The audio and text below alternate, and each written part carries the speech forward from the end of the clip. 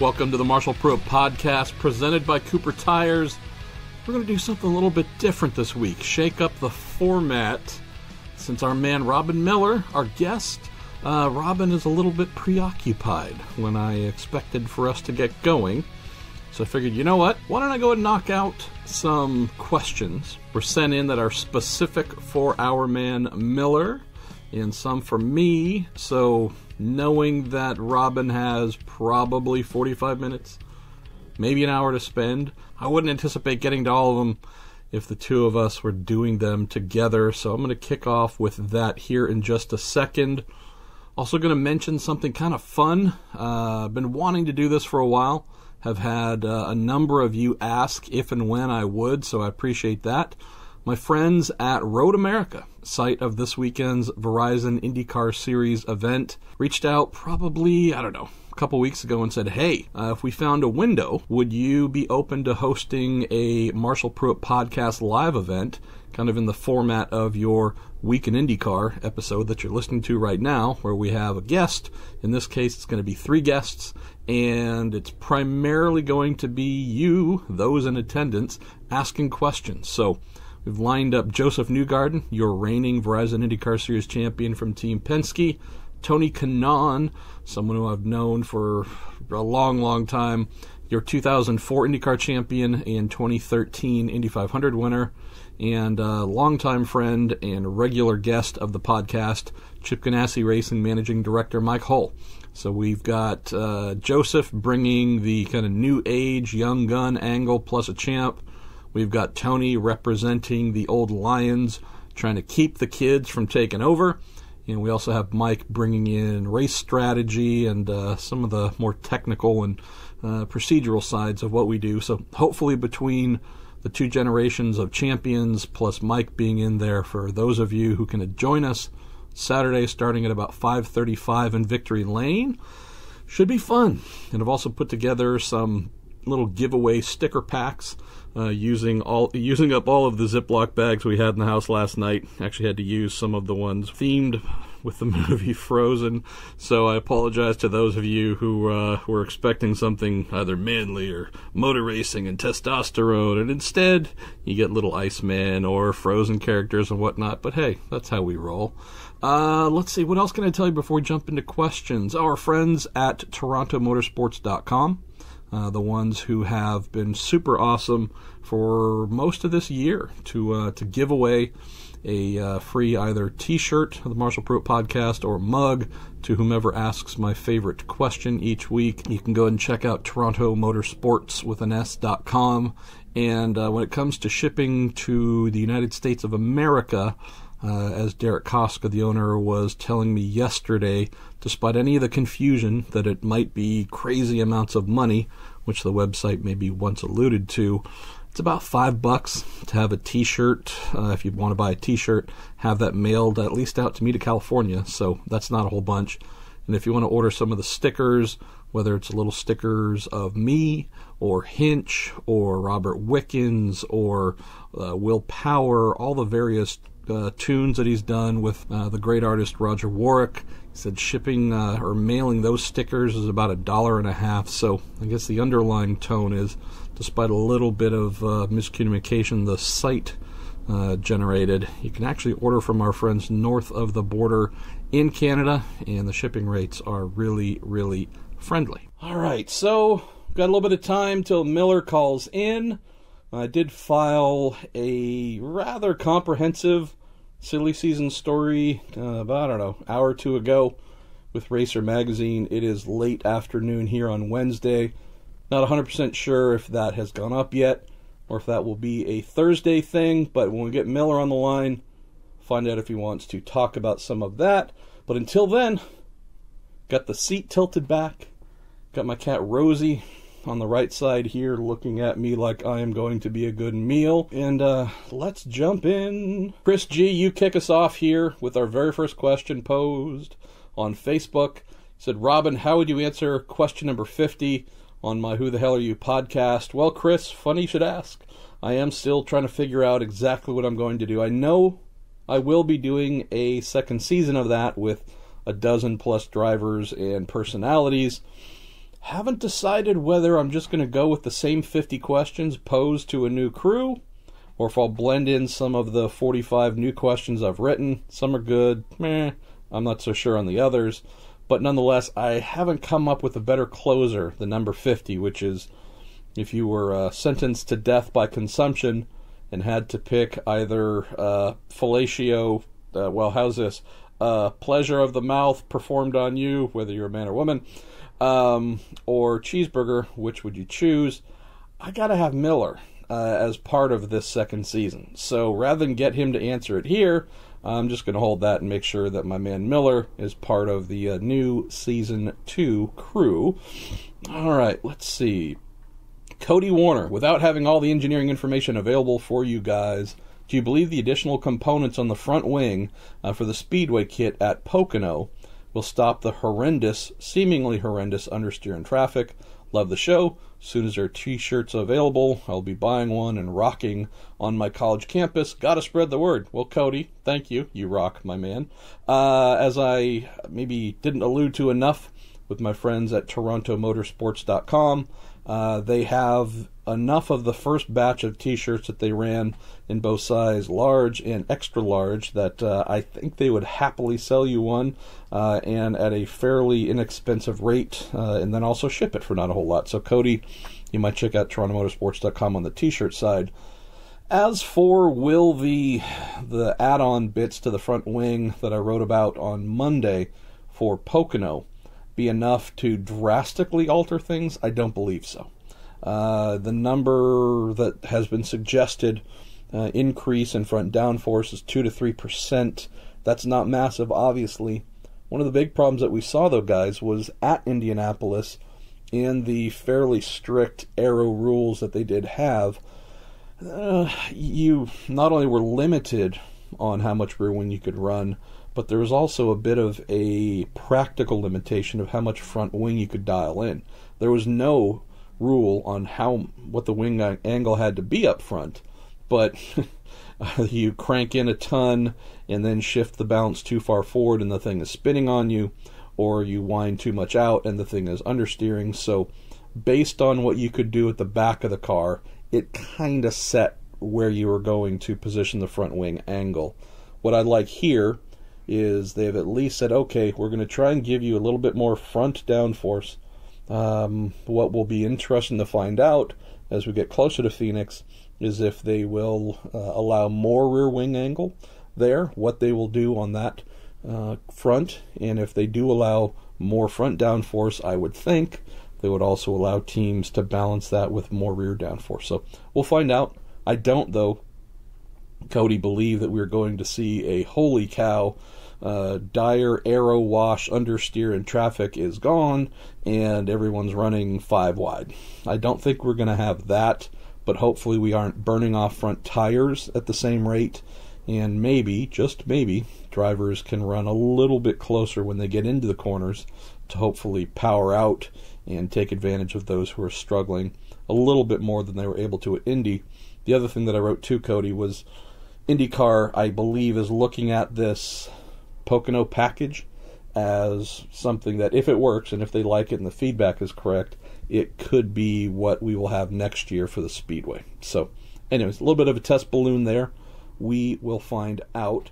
Let's see. Daniel Kincaid. Any news regarding McLaren and IndyCar for 2019?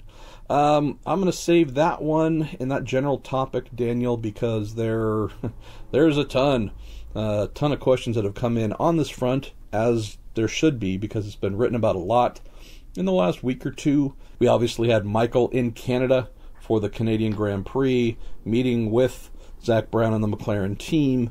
There's been a number of commentaries that I've seen written, from folks pleading or, saying, hey, Fernando, it's time to come over here, to you name it. So that's taken on a little bit of a life of its own.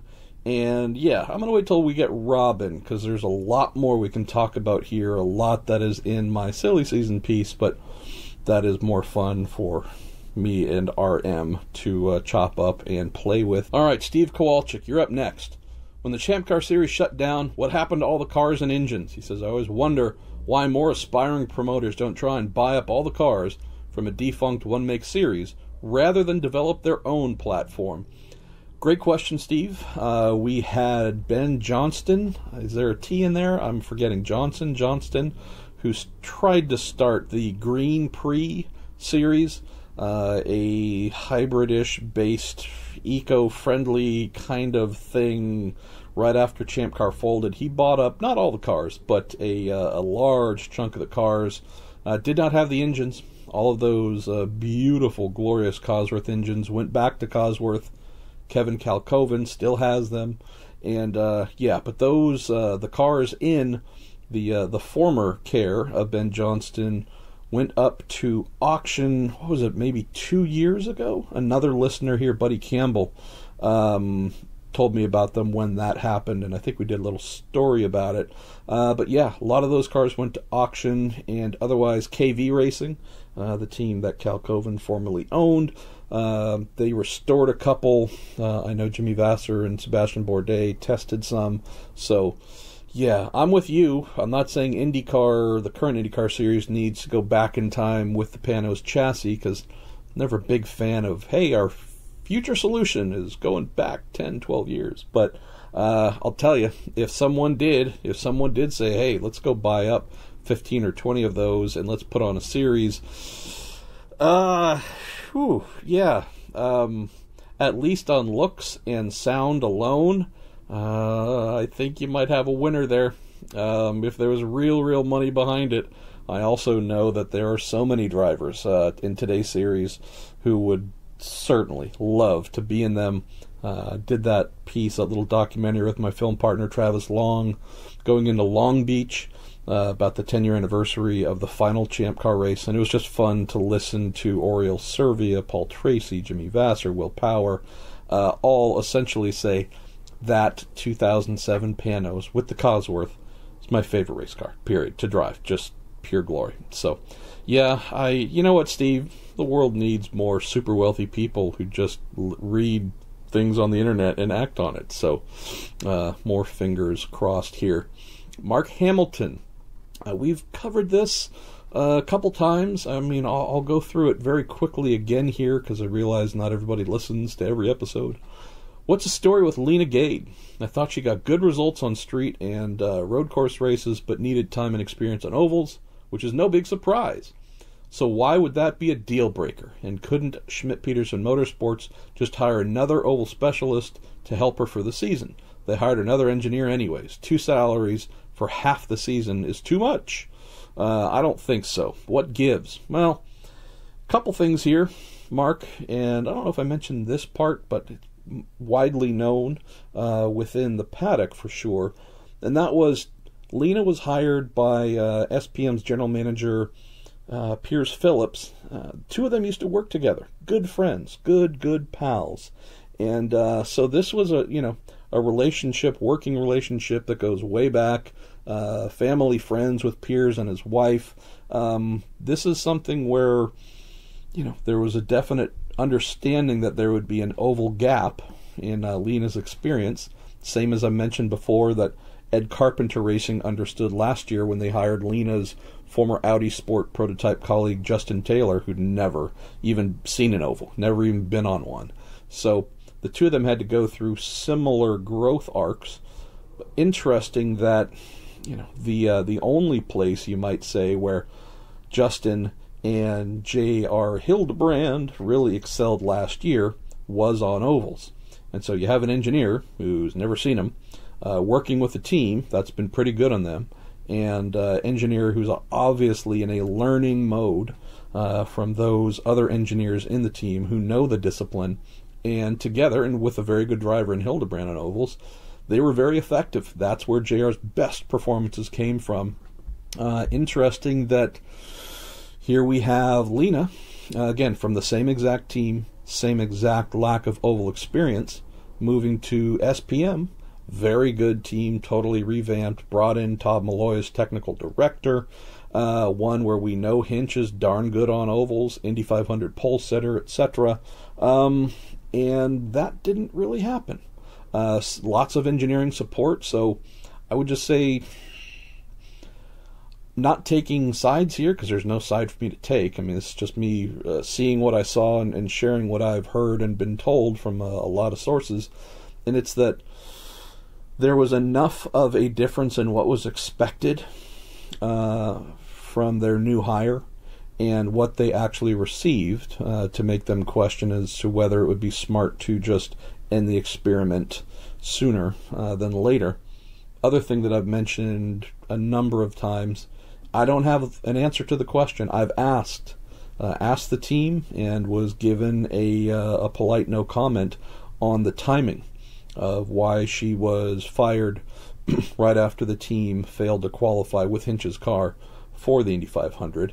Again, I've also mentioned I don't know exactly to what degree, how much exactly, and exactly when it started, but I do know that they did start to move Todd Malloy in to take over the engineering on Hinch's car more and more at the Speedway. So, while Lena was still there with the team, involved as a race engineer, etc., etc., this is going to be one of those things that where maybe in time she'll be able to tell us what went down to cause this to happen at a time where it left many, and I mentioned this to the team and said, hey, scapegoat's the word I'm hearing a lot, and I'm sure you're seeing a lot, and they didn't want to comment on, but the timing certainly left folks thinking that she was definitely positioned as the person to blame for Hinch's oval problems. So anyways, that in a nutshell, Mark, with maybe a couple of new items that I've thrown in. Maybe you guys already knew.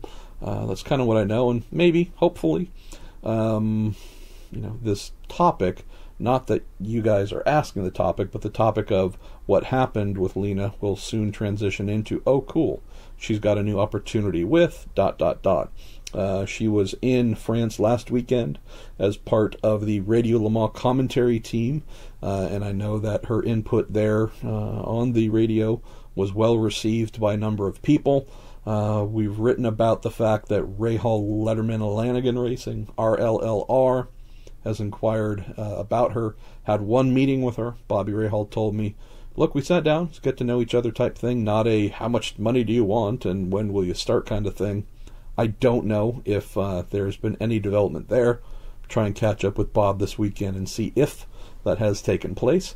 And but bottom line, I hope the questions are in a place where here very soon we can start talking about, what do you think Lena will be capable of doing with Team X, whether it's an IndyCar or somewhere else, because that is a highly talented woman, a highly respected woman, and her being in motor racing on the media broadcast side, it's fine for me, because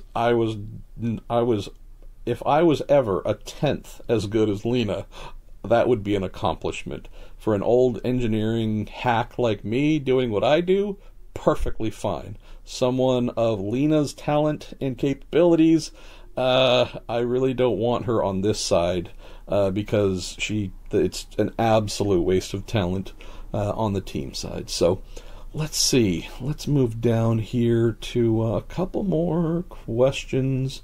See how many we can get before Miller calls and ruins our little one-on-one party. Corey Matthews, thanks for asking this one. Had a fun Twitter exchange with Texas Motor Speedway President Eddie Gossage. I think it was last week. Corey says, what do you think about Texas being right after Indy, as Mr. Gossage discussed? I guess I should maybe couch this with, I was there for the first ever IndyCar event at Texas, at TMS in 1997. Did that 97 through 2001. End of 2001 was my last season working on the team side. So, but was there back when it was the Indy Racing League, turning up for the very first event. Our driver, Greg Ray, born and raised in nearby Plano, Texas, so he was the local hero driver. Obviously, AJ Foyt was the local hero, period, and hero team. But we had a lot of interest with our driver for this inaugural race, and the following year when I was there with them. And I can tell you again, back in that era at least, Corey, we had a lot of fans. It was a new thing, so I think there was a little bit of a curiosity about it. There was also, if I remember correctly, I think NASCAR's trucks were on the Friday, like they are or have been. And as we've, frankly had that NASCAR bottom tier of their major series, the opening night and then IndyCar the second night, that format back then, it worked. And there were a ton of people that turned up. It was genuinely amazing. I'm struggling to remember a bigger crowd outside of Indy than the first couple of Texas events. I could be wrong, but that's at least, 20-ish years ago, what I seem to recall. It has been nothing like that, unfortunately, for many years. And Eddie, in what he wrote, was basically saying, hey, it used to be the tradition, it used to be really strong. Wouldn't it be better for IndyCar and IndyCar fans for Texas to come in right after the Indy 500, one big oval followed by another big oval, big thrills and entertainment, and go to Detroit the week after? Or let's just effectively swap dates with Detroit or something along those lines, but put us in right after Indy, and all tides will rise, everything will be great. And my comment to someone who asked me something about that, and Eddie happened to be tagged on Twitter, I guess I was subtweeting there, I basically said, until we have the data, until we have the research to prove that it would make a bump, it's all just noise. And Eddie, God bless Eddie, not a bad guy, but Eddie got spun out a little bit on that. He posted a photo from the 2005, I believe, event, which was the last, which followed directly after the Indy 500, and, basically said, well, there's your proof. I responded that wasn't proof, it was a photo, and times have changed mightily since then. Nothing against our current drivers in the series, but, we had Danica, we had Dan Weldon, we had Sam Hornish, we had Dario Franchitti. Marlboro was spending big to activate back then. A lot of things have changed since 2005, and said, effectively, this is the kind of research where you go and ask current ticket buyers and former ticket buyers, lapsed fans, hey, if we moved this to the week after Indy, would that change your mind? Would that make you want to come out more? What can we do? That's real information, not a photo.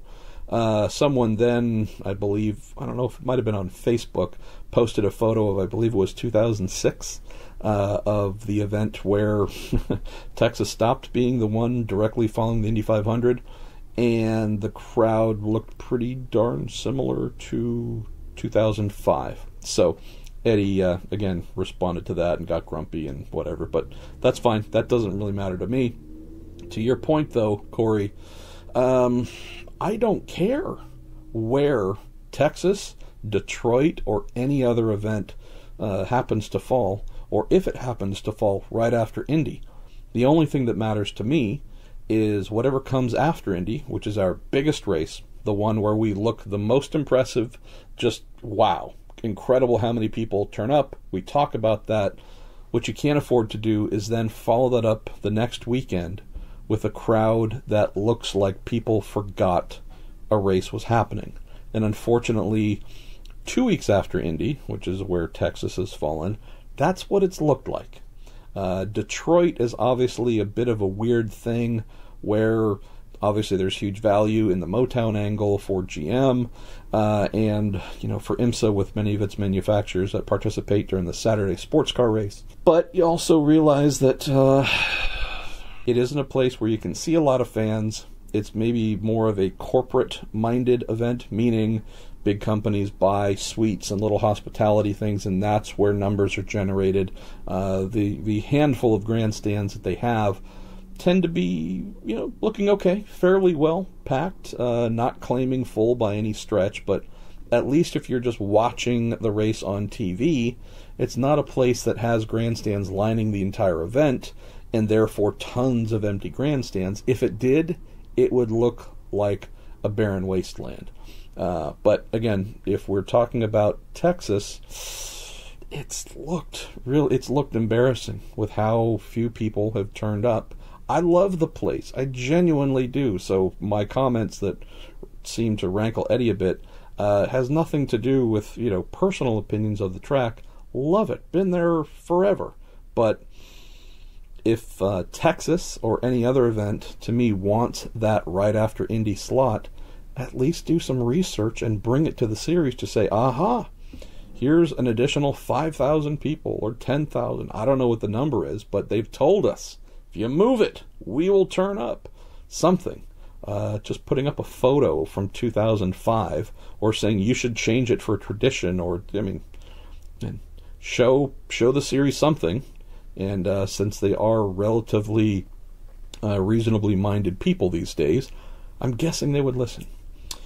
Let's see. Donald Gowron, will we ever see a return of the Triple Crown, 3 500-milers? Well, it wasn't so long ago where we had them, Donald. I can't think of a venue where we would go to make that happen. Going back to Fontana, I don't know if that's ever going to happen. You start looking at a Michigan. I don't know if we want to go Talladega, some of the other big ovals, but hard to see how we get back to it, just because I don't know if there's another big oval that is ready to commit to a 500-mile race with IndyCar. All right, Ed Joris, you sent in 37 questions. I'll try and tackle one or two here. Do either of you sample the food at the stands at Road America, or do you feast on the team or NBCSN provided food exclusively? I might be the mostly odd media guy, Ed, where I'm usually very, very averse to eating whatever food might be provided in the media center. It's maybe, I wouldn't even say it's 50-50 at all the various tracks that I go to. It's probably a much lower percentage than that, but either I've gotten into the habit, even though my physique might not tell the tale, gotten into the habit of trying to bring food with me in the morning, stop at a Subway or something like that, bring something with me. But in the case of places like Road America, and, honestly, not too many others, I do try and enjoy the local cuisine at the track, because that's just filled with awesomeness. So, and then the other angle is, and this is an IndyCar specific thing, is Honda. HPD is the only manufacturer, and I don't just mean engine, but anybody of the suppliers involved in the series that sends a dedicated coach to every event where they have chefs and provide meals for the media and drivers and families and whatnot. And it's funny because we've seen over the years that a driver might be a Honda person one year, might switch, for whatever reason, team switch to Chevy, or they switch to a different team that happened to use Chevy the following year. And let's just say that the Honda doors have never closed to anybody who's been part either of their driver corps or otherwise. And even for those who've never been part of the Honda family, I'm fairly confident that if someone from a Chevy team needed a bite or a Gatorade or wanted a Pepsi or whatever, that they would be welcome inside. And it has been funny just to see, some of the folks walk in and, put their hand over their shirt to cover up the bow tie logo or whatever. But Honda is definitely a bit of a patron saint in that regard. So if either there's no catering for the media and folks in general at the track, or if what's for sale is a little bit questionable, they make some truly fine options there. But as for this weekend, I can guarantee you Robin and I will be chock full of bratwursts and otherwise, because if you go to Road America and you aren't doing that, you are definitely a member of Al-Qaeda and ISIS. So, all right, let's move on to the next question, as we have a train going by in the background. All right, Ed, we're going to clean up here with a couple more of yours. You asked, are the new cars going to hit 200 miles an hour this weekend in Road America heading down to Turn 5? I will text an engineer friend and see if and what simulation has predicted might be the case, either into 5 or who knows, turn 1. That'd be fun, climbing the hill and cracking 200. That would be brilliant. Another question here from you. Do either of you know how long the Penske-Ilmor-Chevy relationship is tied together? This is if you were Alpha and making a big splash in the U.S. market with advertising emphasizing performance, would you make a run at stealing Penske and Ilmor from Chevy? Well, I think any intelligent brand wanting to come in that does not have a competition department of its own would go straight to Ilmor since they are a subcontractor. But again, we come back to the same problem, Ed. Ilmor was founded with funding from Roger Penske. The ongoing relationship there, whether it's been with Mercedes under just the straight-up Ilmor badging or with Chevy here since 2012, I would have to suspend reality a little bit to believe that any manufacturer could come in and get Ilmor, which is, again, founded and partially owned by Roger, in partnership with Mario Ilian and Paul Morgan, would actually service another client while Chevy was still involved in IndyCar. So if we're talking about Alpha, and I don't know how stretched they might be, but there is a certain Scuderia Ferrari that manufactures Formula One cars, does engines for multiple teams in the F1 paddock.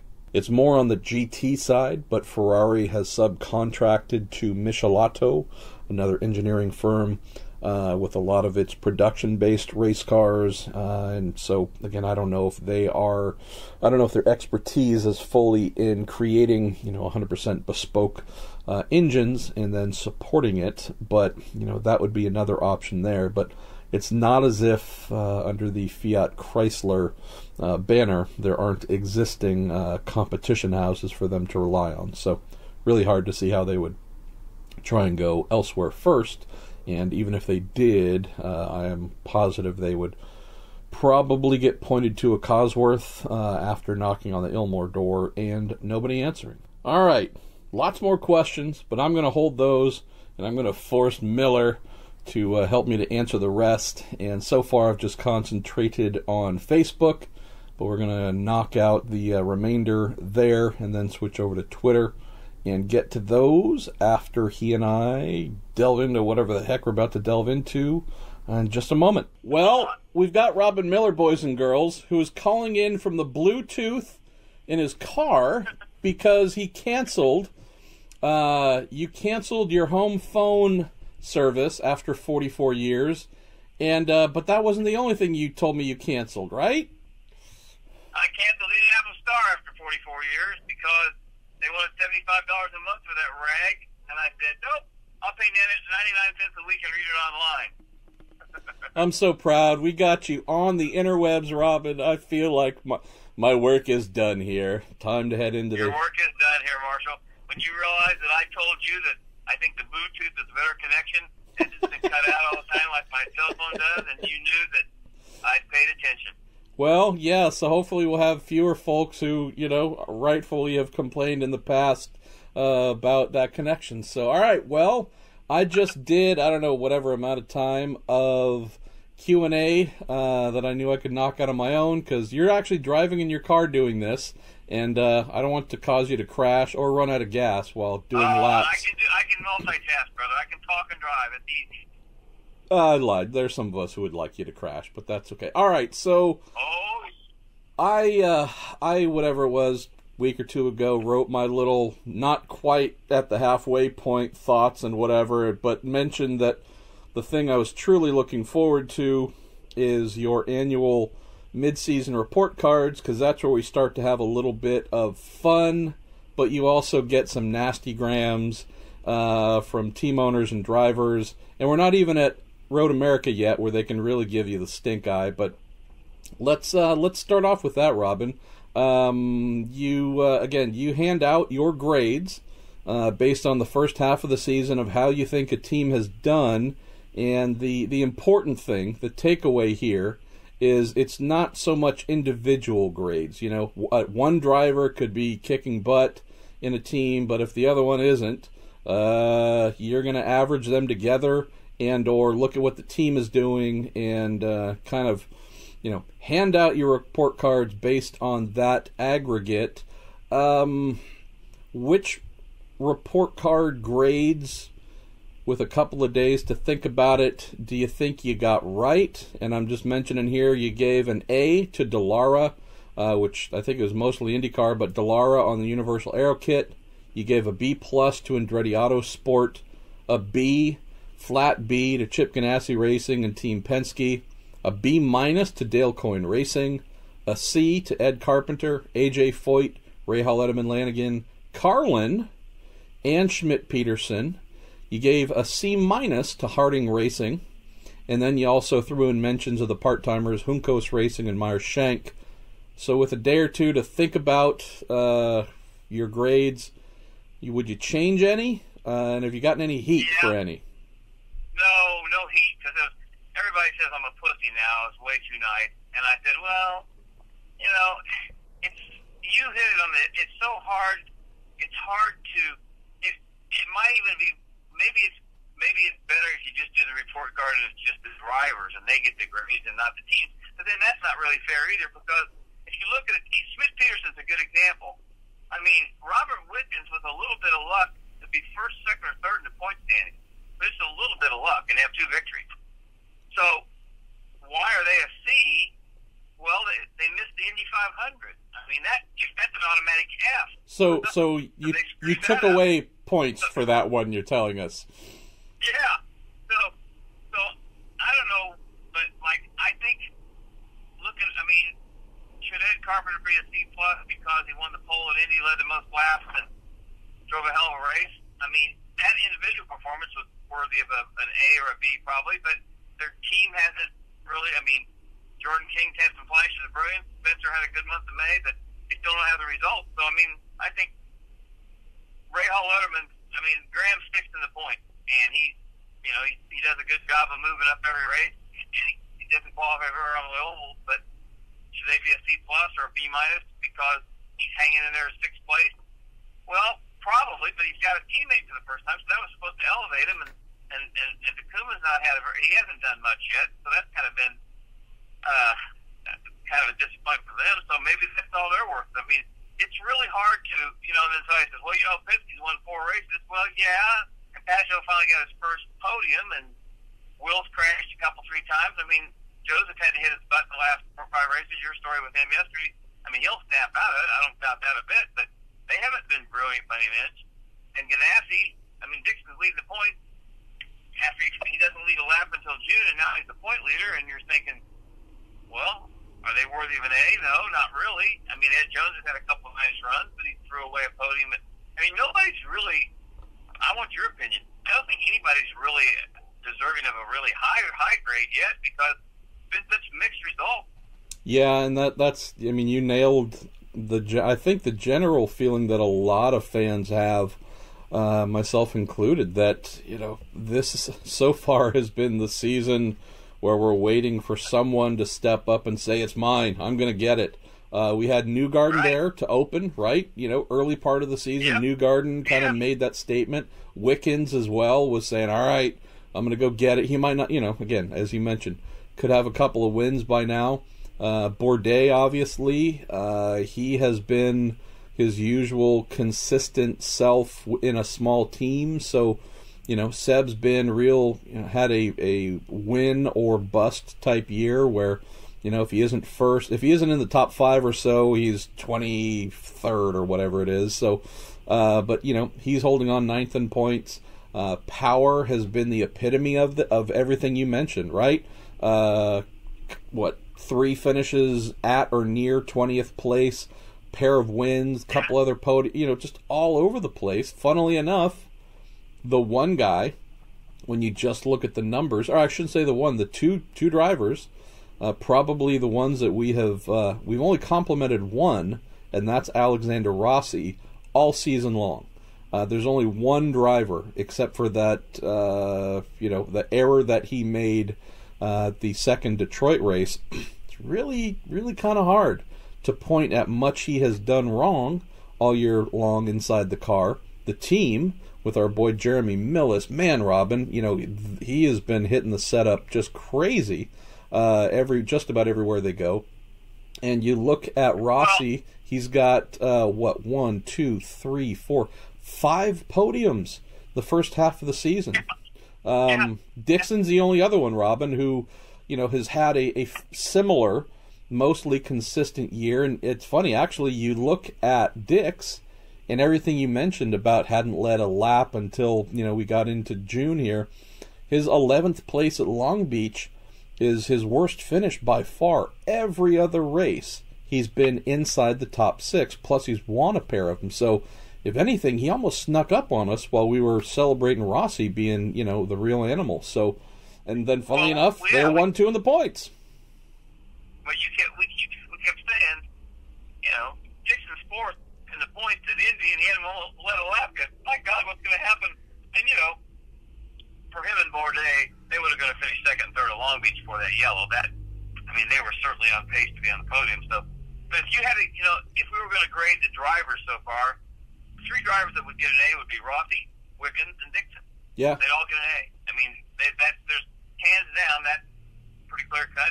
Then there's a lot of guys that probably fall in the B, B minus, C plus category. But, Hinch missed the Indy 500, but look past that, he's had some pretty damn good races. I know. I'm sure it's not much consolation to him, but, his teammate, who I think took a salary cut to get on the team and embraced him and talked Sam into hiring him, he's presented a pretty good challenge, and I think Hinch has done a pretty good job responding to it. Let me shift a little bit, Robin, to looking ahead. Obviously you just knocked out the mid-season report cards. Maybe the major takeaway is, other than Dixon and Rossi, we haven't had any real standout guys from start to that midpoint. Is there anyone you think might go on a run, might go on a streak here to start the second half of the season, either putting up a win or two or something? And again, I don't know, it could be Dixon and Rossi, but are there any others where you think, all right, could we see some others emerge here to challenge them a little bit? I just can't help but think that Graham and Pennington are going to win a race. Yeah. I think, but I don't know about a streak, but I think they're going to win a race. But Wickens, if anybody's overdue to win a victory, to get a victory, it's him. That guy he's had the worst luck, and he's got good as running at Texas. Some guy wrote a letter to the mailbag day, said, is he the next, is he reminds you of Greg Moore? I said, well, he reminds me a little bit of Greg Moore, a little bit of Paul Tracy, but he's so much more mature than they were, because he's so much older than they were when they started their IndyCar careers. And it's like, this guy he's amazing. It doesn't matter what kind of track it is, he's right there, and you're just like, holy man. I knew the guy was good when he was in Atlantic. And I remember saying to you, I mentioned to Derek Walker, man, you want to sign that kid up when he was like 18 or 19. And, he never even got an IndyCar test. Think about that, Marshall. Yeah. All he wanted to do, he didn't want to be a Formula 1 driver. He wanted to be an IndyCar driver because he idolized PT and Greg Moore. Those were his heroes. And nobody even gave him a test. So he went to Europe. And now everybody wants to hire him. So, he's pretty amazing. And I think, I just think that when Roger Penske shows an interest in you, when Roger Penske goes to Paul Tracy and says, what's the story with this kid? What's his contract?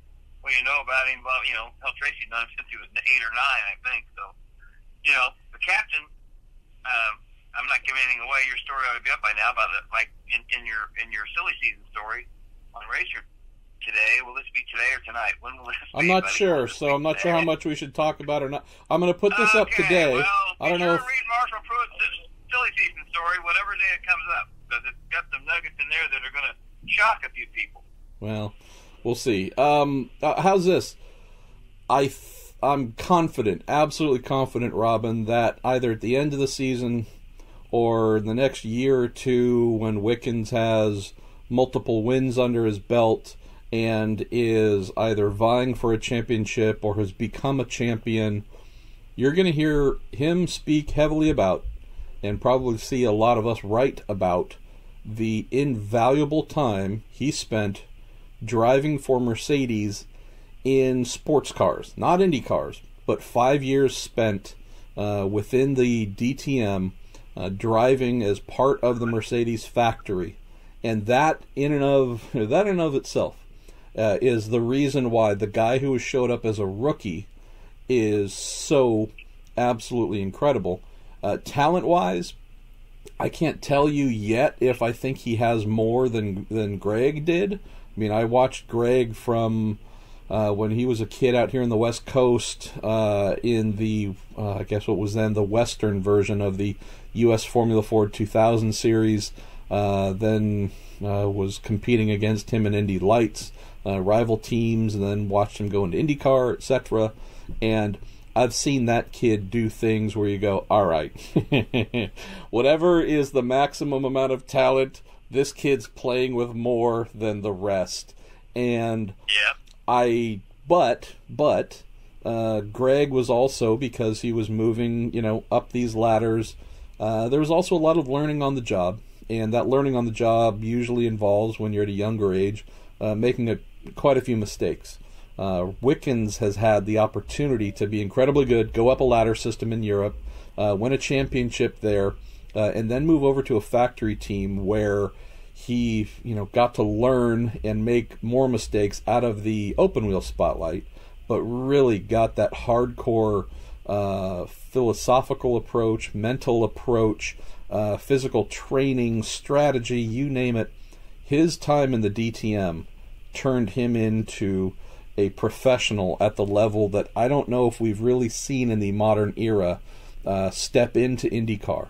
Again, not someone coming from Formula One, but someone just on the rising up. We haven't seen anyone come in this prepared and then just start to deliver. The last guy that meets that criteria came from DTM, was named Dario Franchitti. Never heard of him. I mean, he certainly, he had driving for Hogan, did he have a pole by Toronto halfway through the season? He had his first pole and leading races, and he could just tell right then that this guy was pretty special. So, obviously, to your point, a pretty damn good training ground, isn't it? Yeah, and we're heading back this weekend to Road America, where Wiki made his debut last year, got 1 day, and Michaela Loshin's car was, more or less bottom of the field. And I love that because, it showed that you can't just step in. I know that he did whatever it was, a half day in Hinch's car at Sebring and whatnot earlier in the year, but, showed that it wasn't easy. But he definitely showed aptitude and capability, and the minute that he started to get some real seat time in the car during preseason, that's when we realized that, if you just went off the sample, Robin, of what we saw during that thrown in at the last possible second kind of thing, and to deputize for Loshin, if you just went by the numbers and where he finished in the session, how far he was off from the leaders, if you only use that, you probably would have never signed the guy. But I'm glad that the team, Schmidt-Peterson Motorsports folks, and James Hinchcliffe realized that no, we must take a much deeper look here. So pretty cool that that's happened. But when we interviewed him after that practice session, he was beaming because that's what he always wanted to do, is drive an IndyCar. He was like, man, this is great. And you could just tell he had all the enthusiasm. But I'm not sure without Hinch that he doesn't. I think Hinch was the linchpin of this whole thing, because I'm not sure how sold. I've talked about this. I'm not sure how sold Sam was on him. I don't think Sam knew that much about him. But I'm pretty sure Sam knows quite a bit about him now, because what he told us a couple of weeks ago, I'm not going to be a Roger Penske developmental driver school. I got this guy for 5 years. Yeah, and I've heard there might have been options to move it out to 7, and he might have taken. Again, I don't know, but I've heard he might have taken him out to that. So, how's this? What's the takeaway? If you are a fan of Robert Wickens, next time you see Hinch, give him a thanks, because we know for a fact that guy played an instrumental role of bringing him in. And again, you and I can talk about some of the more hard-hitting stuff here in a moment, but I think this is just a further level of appreciation we should offer, Robin. You've certainly seen in your career covering the sport, working in the sport, same here on my end, you can't always say that a lead driver like a James Hinchcliffe in their team would actively go out and try and recruit somebody who they knew was not going to be their number two. We know people who want to position someone who isn't going to challenge them, is going to make sure they look good, number one all the time. You got to give it to Hinch too, who said, you guys might not know it, but I know I'm bringing in an absolute monster, and that's exactly what's happened. So I think full credit to Hinch for having the balls to not just take the easy route and advocate for pick whatever name you want as a pretty easy number two guy in the team. Yeah. Well, I think even in Graham's situation, he embraced Sato. Everybody's like, "Oh, Sato was going to destroy him." I'm totally. like, "No, he's not." But that was like, "No, this is going to improve our team." And I just think, if we had to rank the disappointments so far, I think that's been one of the biggest disappointments. Because I just thought he would bring so much to that team and really help elevate Graham and the whole operation with their engineering staff. And so far, it might take more than 8 races to click, chemistry-wise. I mean, I'm not saying it won't happen. I'm just saying it's probably been one of the more disappointing things that's happened in the season so far. Yeah, and I know you and I want to try and catch up with Takuma and Bob this weekend, and I don't know if they're going to tell us anything super insightful, but I know that's something you and I discussed today or yesterday or whatever. Of if we had to look at expectations going in and what we have seen delivered so far through a half season, it wouldn't be crazy to ask if the team is looking. Granted, I also don't know if it was a 2-year deal for. I don't know how many years it was, but if Takuma is not an automatic to return next year due to with a multi-year contract, would the team look at him as a definite guy to have back, or look for could there be another option? And would Takuma want to come back? Not saying it's a bad relationship. They genuinely all like one another and work well together. But Graham wasn't stumping for him because he wanted him to fall behind him. He wanted a guy to help elevate, and I don't know if we've seen that so much once we've gotten into the season here. Let's see. All right. Well, let's look at one or two guys who we think might, Robin, go on a little bit of a tear, or at least put another win on the board. You think Hunter Ray is a guy? Oh yeah. Oh God. Yeah. Oh yeah. What about Power? Yeah, absolutely. I mean, he's. I just think, and I think Pagano's certainly not had a very good year. But, he started up right in Long Beach. He got knocked out in the first lap by Graham, so that kind of set things in a bad light right early off. But I thought he was the one that knocked Graham out. I thought it was the other one. Who? Wait a minute, sorry. He's not forgotten how to drive. I mean, he's going to be tough. And Newgarden, he's gone through a 4 or 5 race stretch that's pretty unusual as quickly as he took to Team Penske. So, that's, again, what's kind of fun about this series is, okay, Dixon's going to Road America, where he somehow beat the Penske team last year if they qualified 1 through 4, and then he's got to go to Mid-Ohio, which they're probably going to rename in his honor or something. So he's going to be tough to knock off. It's going to be tough to knock him off, but I still like the fact that we go to a race and there's 8 or 9 guys that can win, because Rossi's going to win another race. I guarantee that. Wickens is going to win a race. I think Graham and I think Simon Pagenaud, that's 4 winners. Dixon will win at least 1 or 2 more races. What about Bourdais? St. Pete was a happy win for Seb, but he would have been P3 if things had played out normally. Do you think Seb, with all the tough guys you just mentioned, do you think Coyne can get at least 1 win with Seb this year? Looking at the track, I think he'll win. I think he'll win Toronto again. Ooh, yeah, great point. I mean, he's so good. He's so good there. He's just so. If you look at Seb's season, like I wrote, Ninth is about as bad in points as he could be. He needed 1 yellow to win Alabama, right? In the rain, he needed 1 caution in the last 10 laps, which somehow nobody spun. He wins that race. He's going to finish no worse than 3rd at Long Beach and ends up 11th. Phoenix, he's leaves the first 60 laps and has a bad pit stop and finishes way. I mean, the guy he's on it. I mean, I said he driving his skinny French ass off, and he is. The French fry. Yes, good old French fry. Let's see, what else could we dive into here before we get into questions? Oh, so you broke my favorite story. You broke it, damn it. You broke my favorite story of the week about IMS importing a ton of dirt, going to put on a short track race for the Brickyard 400. Tell us about that, my man, because I don't know if it's going to change the numbers of fans at the gate for the main event, the Brickyard 400.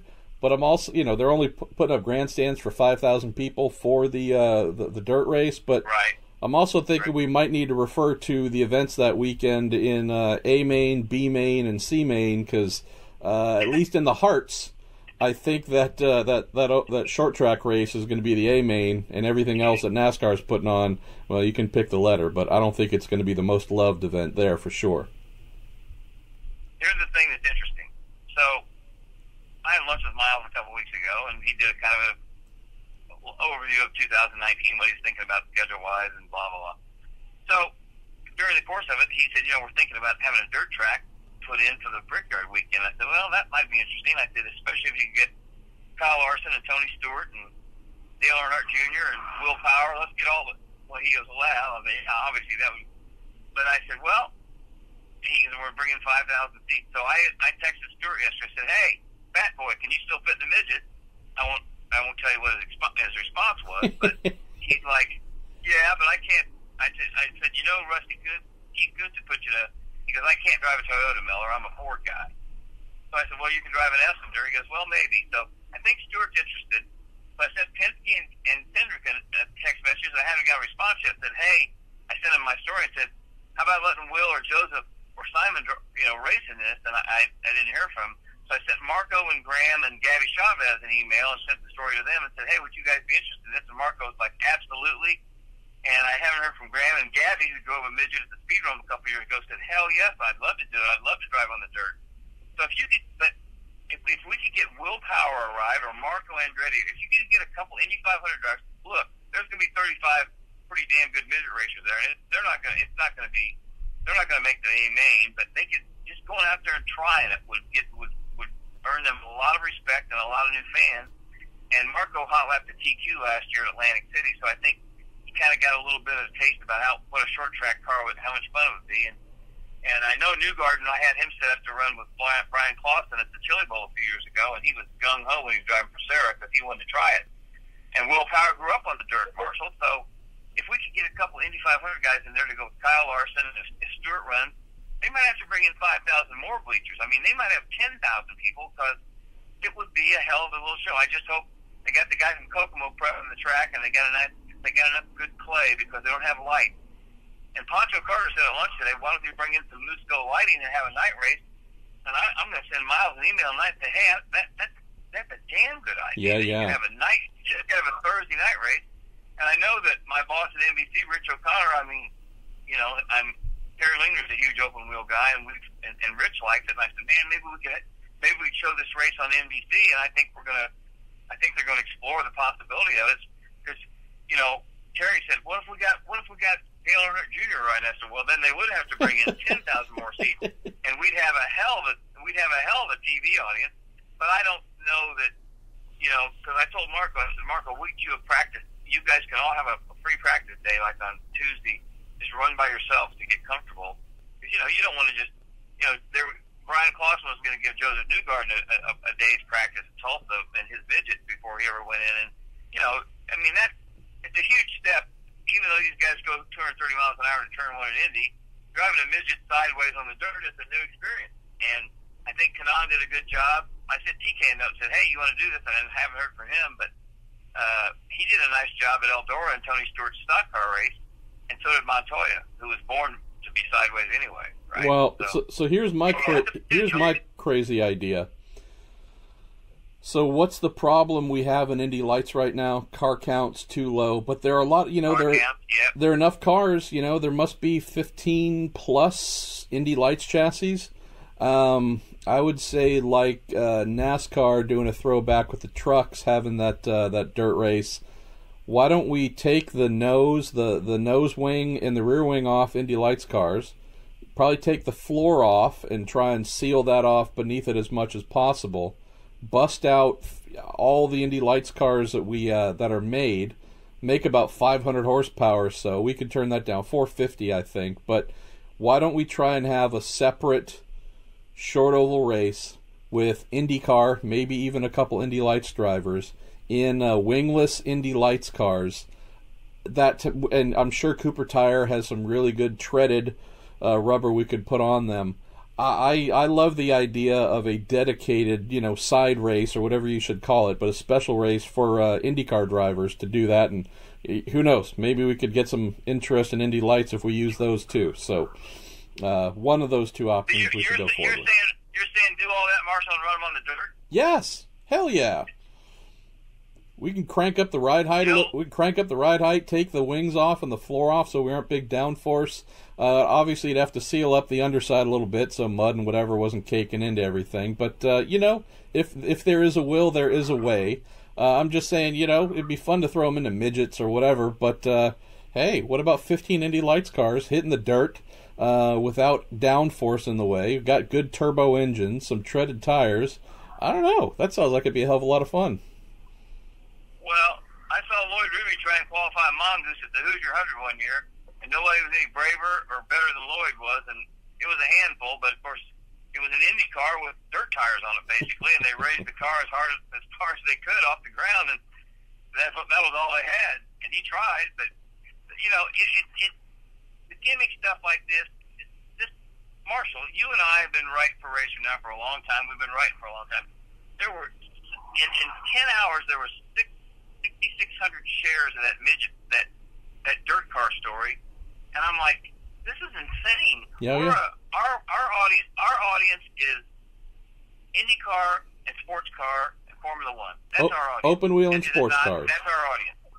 And I was, I think I sent you and Paul Fanner a note and said, holy cow, this is maybe we have more open wheel short track fans than we think, or maybe just the idea that you could get some of these guys to participate in that and get everybody talking. Because Dan Gurney said it best the last time I really had a long talk with him. He goes, I feel sorry for today's driver because they didn't get to race Trans Am and Formula One and NASCAR and all the stuff I got to do. They're all specialists. And he goes, I just feel bad that they missed out on such a great opportunity. And I think that appeals to, you're still a young man. I'm an old guy, but it appeals to everybody that cares about racing to see these guys go out and challenge themselves. And that's why, like Chris Dyson, he went and bought a sprint car, and he's got a midget, he's got a dirt car, and he's been a sports car guy all his life. And he's found this new passion, and it's like, God, I used to stand with him at the Chili Bowl in the infield, and he was just mesmerized. God, I want to try this someday. And now that he's tried it, he's like hooked. So I think there's still this great idea that, man, wouldn't it be great if we could just see some different. Tony Stewart's race at Eldora, Marshall, is such a hit because you got all these NASCAR guys stepping out of their comfort zone, driving on the dirt. One of the, I don't know if I've ever mentioned this on the podcast before, and not that it means anything, but the first ever race that I remember attending, so I would have been, 3 years old or something like that, was at Baylands Raceway here in the Bay Area. Baylands, baby. Right? Yes, sir. And little short, roundy round track. And obviously I've grown up to love other forms of racing and make those kind of the backbone of my life and career. But if we're talking about what truly baited the hook for me before I knew Formula One existed or IndyCar, sports cars, it was go into a short track race and just, again, something that happened in 1973 is just they remain so incredibly vivid. So again, I'm not pretending like I'm lifelong passionate fan, because it's been something that I've loved and appreciated from afar, but it's not something I've really jumped headfirst into. But yeah, even for me, like it goes frankly back to the very beginning. So I love the idea, and I think a lot of folks do as well. I think anyone who's seen midget, sprint car, whatever, even in passing on TV, on YouTube, you kind of connect that going on inside the Indianapolis Motor Speedway with the best in that discipline, plus some heroes from NASCAR, IndyCar, whatever, and you're like, yeah, this is the best thing ever. Like, you don't even have to promote it, because anybody with a clue is going to turn up. So, again, big kudos to Mark Miles, Doug Bowles, the good folks from Kokomo, Reese, who's going to help put that thing together. So, yeah, this is just... The other thing I mentioned to you when you filed that story was, I love it for the sense, and I hope that some of our listeners maybe share the same appreciation for things like this that are outside of the norm. You come into the new year, you've got your racing schedules printed out or whatever. These are all the NASCAR dates and IndyCar and F1 and World Endurance Championship. Cool. It's when you get little things like this thrown in where you go, okay, this wasn't on the schedule, but man, this is quadruple awesome. Or even for things like Pikes Peak has taken place this weekend, and obviously it's been on the schedule, but they're big surprises of who's going to turn up with what. We've got Volkswagen doing this crazy, all-electric car driven by Le Mans winner Romain Dumas, and you've got Peter Cunningham and our friends at Real Time Racing showing up with a X-World Challenge Acura TLX GT with a zillion horsepower, and just all these little freak mobiles and events like this, Robin. I think these are the kinds of things that make racing what it is. Yeah. You just explained why when you were a kid you bought Hot Rod magazine or Auto Racing or On Track or whatever it was. It was Sato and I were talking about this last year. I said, what hooked you on racing? He said, the first time I ever heard a Formula One car go by me, my existence ceased. What is that? I have to do this. It was all that stuff when we were kids. My dad taking me to Indy, watching the Novi, going to Terre Haute and watching Jim Hurtubise run the fence, or Parnelli, and you're thinking, these are the craziest, wow, this is the most exciting thing I've ever seen. And that's what I feel the worst for a guy like Scott Dixon. Because what happens now is, I've tried to explain it in this essay that we're doing for NBC Sunday before Elkhart Lake. He's the most anonymous star that we've ever seen. He's only behind A.J. Foyt and Mario Andretti in victory. He's 37 years old. He can walk down any street in the United States and no one has a clue who he is. He's fine with it. He thinks it's great. He could care less. But because he didn't grow up here, he didn't run USAC, they don't have dirt races, people didn't grow up watching this kid go from 19 years old to 37, he'll never have the following that Parnelli or Mario or AJ or Rutherford or Bobby Unser, none of those guys have. Nobody can. And that's not anybody's fault. That's just the way it is. There's too many other things. There's too many outside. IndyCar drivers were such a rare breed in the 60s and 70s. It was the most lethal to perform way to make a living. And if you survived to 30, you were a god. And now racing, thankfully, is much safer. But it's taken away a little bit of that. Who are these guys? Oh, these guys are great. But you know yourself, when I was racing midgets in USAC in the 70s, every time I took somebody to Eldora or Kokomo or wherever I was racing, they would go, that's the most exciting thing I've ever seen. 24 cars on a quarter-mile running on top of each other. My God, that's just thrilling. So it's all kinds of things that thrill us. And it would be great if, to your point, I mean, it's just like Pikes Peak. Just think of the things the guys are trying. We'd love to see that happen in Indy again someday. Hey, I'm bringing a 1,000 horsepower V16 engine to Indy next year. Stand back. Before social media, all we heard was, hey, how the Penske car test at Phoenix, or what's the new Renard like, or what's the Gurney Eagle doing in Ontario? I mean, you didn't know. It was like this mystery, and so it just kind of captivated you. I am with you, my man. What let me ask one final question before we get into questions. Heading back to Elkhart this weekend, right? We thankfully returned a couple of years ago. We're probably overstating the obvious, but do you still feel this is and has returned to its place as one of the 2 or 3 truly elite, maybe not 2 or 3, but one of IndyCar's truly elite stops on the calendar, a can't-miss type of event? Easily in the top 3. Indy, Long Beach, and Elkhart Lake. That's it. And I'm not sure that Elkhart Lake doesn't draw more people than Long Beach. And it's the perfect time of the year, and George Brogan's good for him, stuck to his gun and said, I will have IndyCar back if they come in June, and we start the race at noon. I will not race at 3 o'clock. I will not race at 4 o'clock. I will not race at 2:30.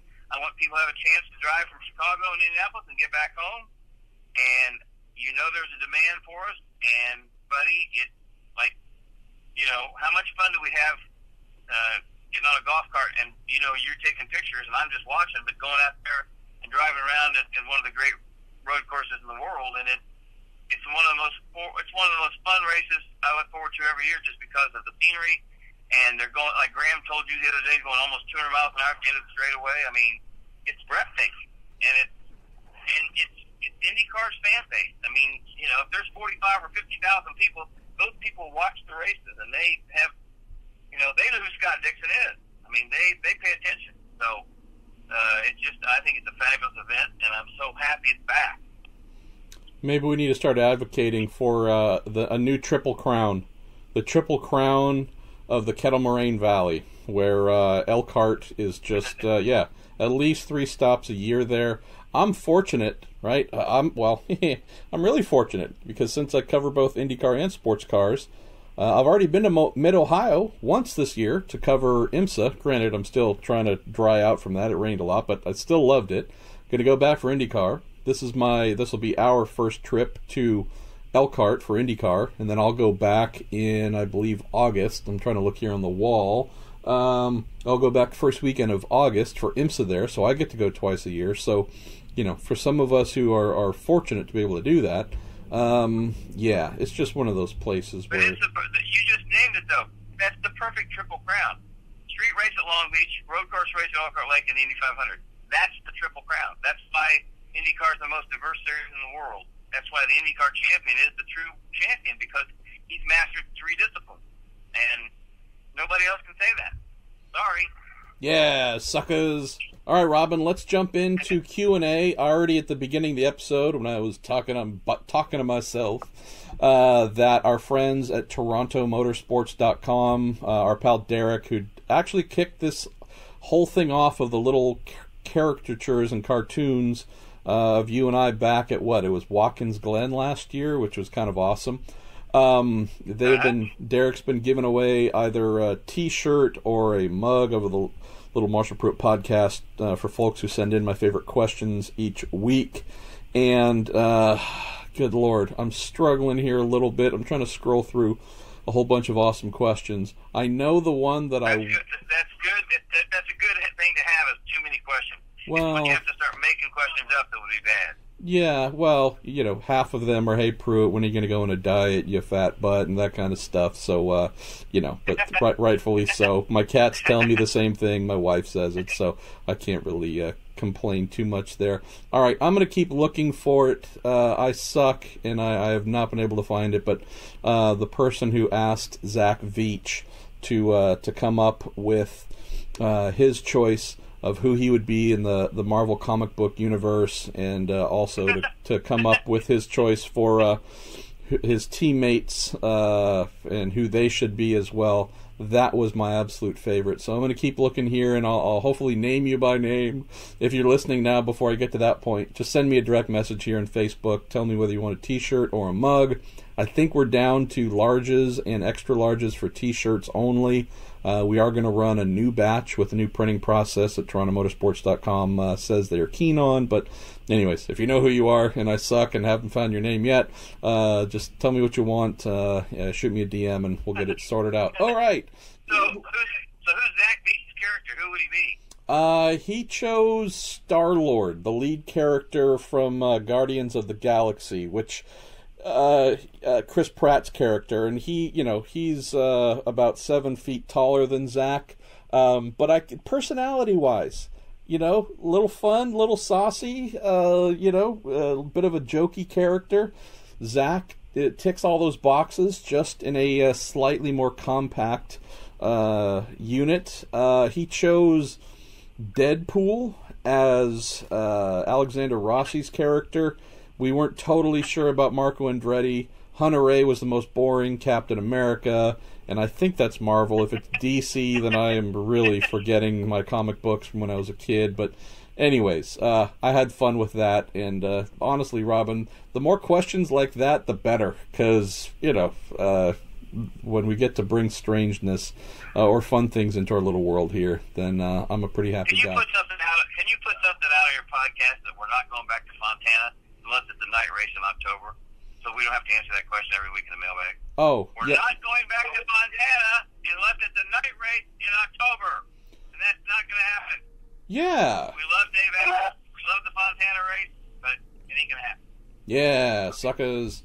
Milwaukee, we love Milwaukee, but there's no promoter. Relax. And aren't they Get a promoter. Aren't they tearing down the track right now? Well, no, they sold a section of bleachers, but I've gotten all these guys saying, no, we're trying to keep there's some really diehard people up there trying to keep Milwaukee going, and that's great. But the only way Milwaukee's going to make it, Marshall, is if you get a real promoter with a real sponsor and you run the Sunday after the Indy 500, which they did for 90 years. That's why it worked. It doesn't work at 4 o'clock on July 13th on a Sunday afternoon. Sorry. Yeah. Well, I agree. And we already answered one person's question about Eddie Gossage's comments about Texas would be in a better place if it moved back to the week after Indy and such. And yeah, we'll see there. Absolutely. Well, absolutely. I got to say this. You saw it too. That's the best crowd they've had in Texas in the last 3 or 4 years. And they used to get monster crowds when you were in the IRL. And that was part of the ticket package. And I asked Eddie the other day, and I think it still is. It's just that their NASCAR crowds are down too. It's just that, we have to be realistic nowadays. If we have 20 to 30,000 people at an oval track race, that's a pretty good crowd. I know everybody's like, what are you talking? Well, it's a pretty good crowd for a Major League Baseball game, and we have to be realistic. It's a pretty good crowd for an oval track race. That's why Gateway was such a shocking, pleasant surprise last year. Absolutely, and we're hoping that there's no drop-off as well. That would be a bummer. So I talked to Chris Blair the other day, and they've already got 2 buses full from Indianapolis. You got to remember, Marshall, half the crowd last year at Gateway is from Indy, and what they want to do in 2019 is Mark Miles said, we want to end the season at Gateway on a Sunday afternoon on national television, and I think the Gateway guys were. I think they were pretty fired up at first, and then they started thinking, oh, God, Saturday night was such a good night for us, and Sunday people go to church and mow the yard, and on Sunday afternoon. But you got to look at it this way. NBC's not going to put a national race on Saturday night. And for any car to end the season on national television to lead into a Sunday night football game would be huge. And I just told Francois and Chris, give it a try, fellas. What's the worst thing that can happen? If it doesn't work on Sunday in 2019, then go back to Saturday night. The next year, you just won't be the season finale. But we want to see something that's not a parade. We want to see something that's. If Joseph Newgarden wins the championship last year with that move on Pagano, if that's the last race of the year, we're still talking about it. Yeah. No, it's a great point. When's the last time we talked about something at Sonoma? We haven't. And you said it right. For 20, they do a wonderful job. Diana's people do a great job of promoting the race there, but they're up against so many odds to try and get people to come out there, and it's just not a good IndyCar race. Nothing to do with them. They do a fine job. I wish I could wage a compelling argument against that, but yeah, I'm with you. And trust me, it's really nice to sleep in my own bed for the IndyCar finale and drive up, and it from a lazy bastard standpoint, I am a full advocate for the finale being at Sears at Sonoma Raceway. From a what's best for IndyCar in terms of crowds and potential thrills. I and everybody else needs to be getting on an airplane or in a car and getting over to Gateway, because I really hope that Mark and Jay and everyone and Curtis Francois and Chris Blair and all the folks, the Bomberito Auto Group, are going to make that happen for 2019, because I think, again, best interest, that's what needs to happen. All right, Christopher Norton. Absolutely. Christopher Norton says, so there's a rumor going around about some hotshot F1 driver coming to IndyCar next year. If that happens, can Mr. Miller organize a car at the Chili Bowl for him to drive? What do you think? Triple F? Chili Bowl? I think Alonso would be up for anything. I think he'd do it in a heartbeat, don't you? I think he's got that look in his eye like, brother, he's got 4 wheels, I'd like to try it. We'll tell him it's part of the quadruple Absolutely. crown. That's what it is. It's part of the quadruple crown. He needs to get that one. Right. Next one, also for you, from Trevor Zielinski. Said Mark Miles said in an article in the Indy Star, which you no longer get in paper, but hopefully you can pull it up in digital form, Robin, that the series has a pair of potential sponsors. Who do you guys think they are? And in your opinion, who would the perfect sponsor for IndyCar be? And then he said, also, if you're king for a day and you could make any company the title sponsor, who would it be and why? So why don't we start, Robin, with Mark's suggestion that there are 2 potential sponsors. Any idea on who they might be? Well, that story in the Star appeared a week after what I wrote on Racer, and all Mark said was that he had two serious. He thinks they have 2 serious contenders, and they also are looking at a tech partner. And as a matter of fact, I'm going to take him to his first USAC sprint car race in July, the second night of the USAC sprint week. And I got to pick him up at the airport because he's coming back from a big meeting with this tech company, whoever it is. So to roll into that, he was not specific about it, and I said money wise, and he was very honest. He said, I think if we could get $10 million a year, NASCAR went from $80 million to $20 million, and we're way behind them in TV ratings right now. So $10 million a year would be a nice thing. And let's face it, Marshall, you live in Silicon Valley. I mean, Amazon or what am I trying to say? Not just Amazon. There's Google, major, eBay, Amazon. Yeah, Google, eBay, Amazon. One of those would be the natural. How are you going to lead yourself for the next 10 years? These are the guys showing the way. I mean, Amazon would be phenomenal, and I think it was Amazon last year that paid the NFL $50 million just to stream their Thursday night games, and it's not even exclusive. So if IndyCar could somehow, we could somehow get somebody like that, that would be great. I just, look at our last couple sponsors. Izod, guy was gung-ho for a year and a half. We had ads with Ryan Hunter-Ray and Marco Andretti, and then he resigned, and the next guy came in and said, what are we doing in IndyCar racing? Get us out. Same thing happened with Verizon. Verizon has a Verizon app, which is pretty cool, and they didn't do quite as many commercials as I was hoping they do, but then they had a new CEO, and I think she said, we're in the NFL. Get us out of this racing thing. Yeah. So you're at the mercy of CEOs, so who knows, but I would say a major player in the technical world, the world of technology would be the greatest thing in the world, because they're going to be around for a while. And I said to Mark the other day at lunch, I said, how about selling a title sponsor for the Indy 500? He said, well, title sponsor is no different than presenting sponsor, because they're not going to call it the Budweiser Indy 500. They're going to call it the Indy 500 presented by Budweiser. Yeah. And I'm all for it, because that's good.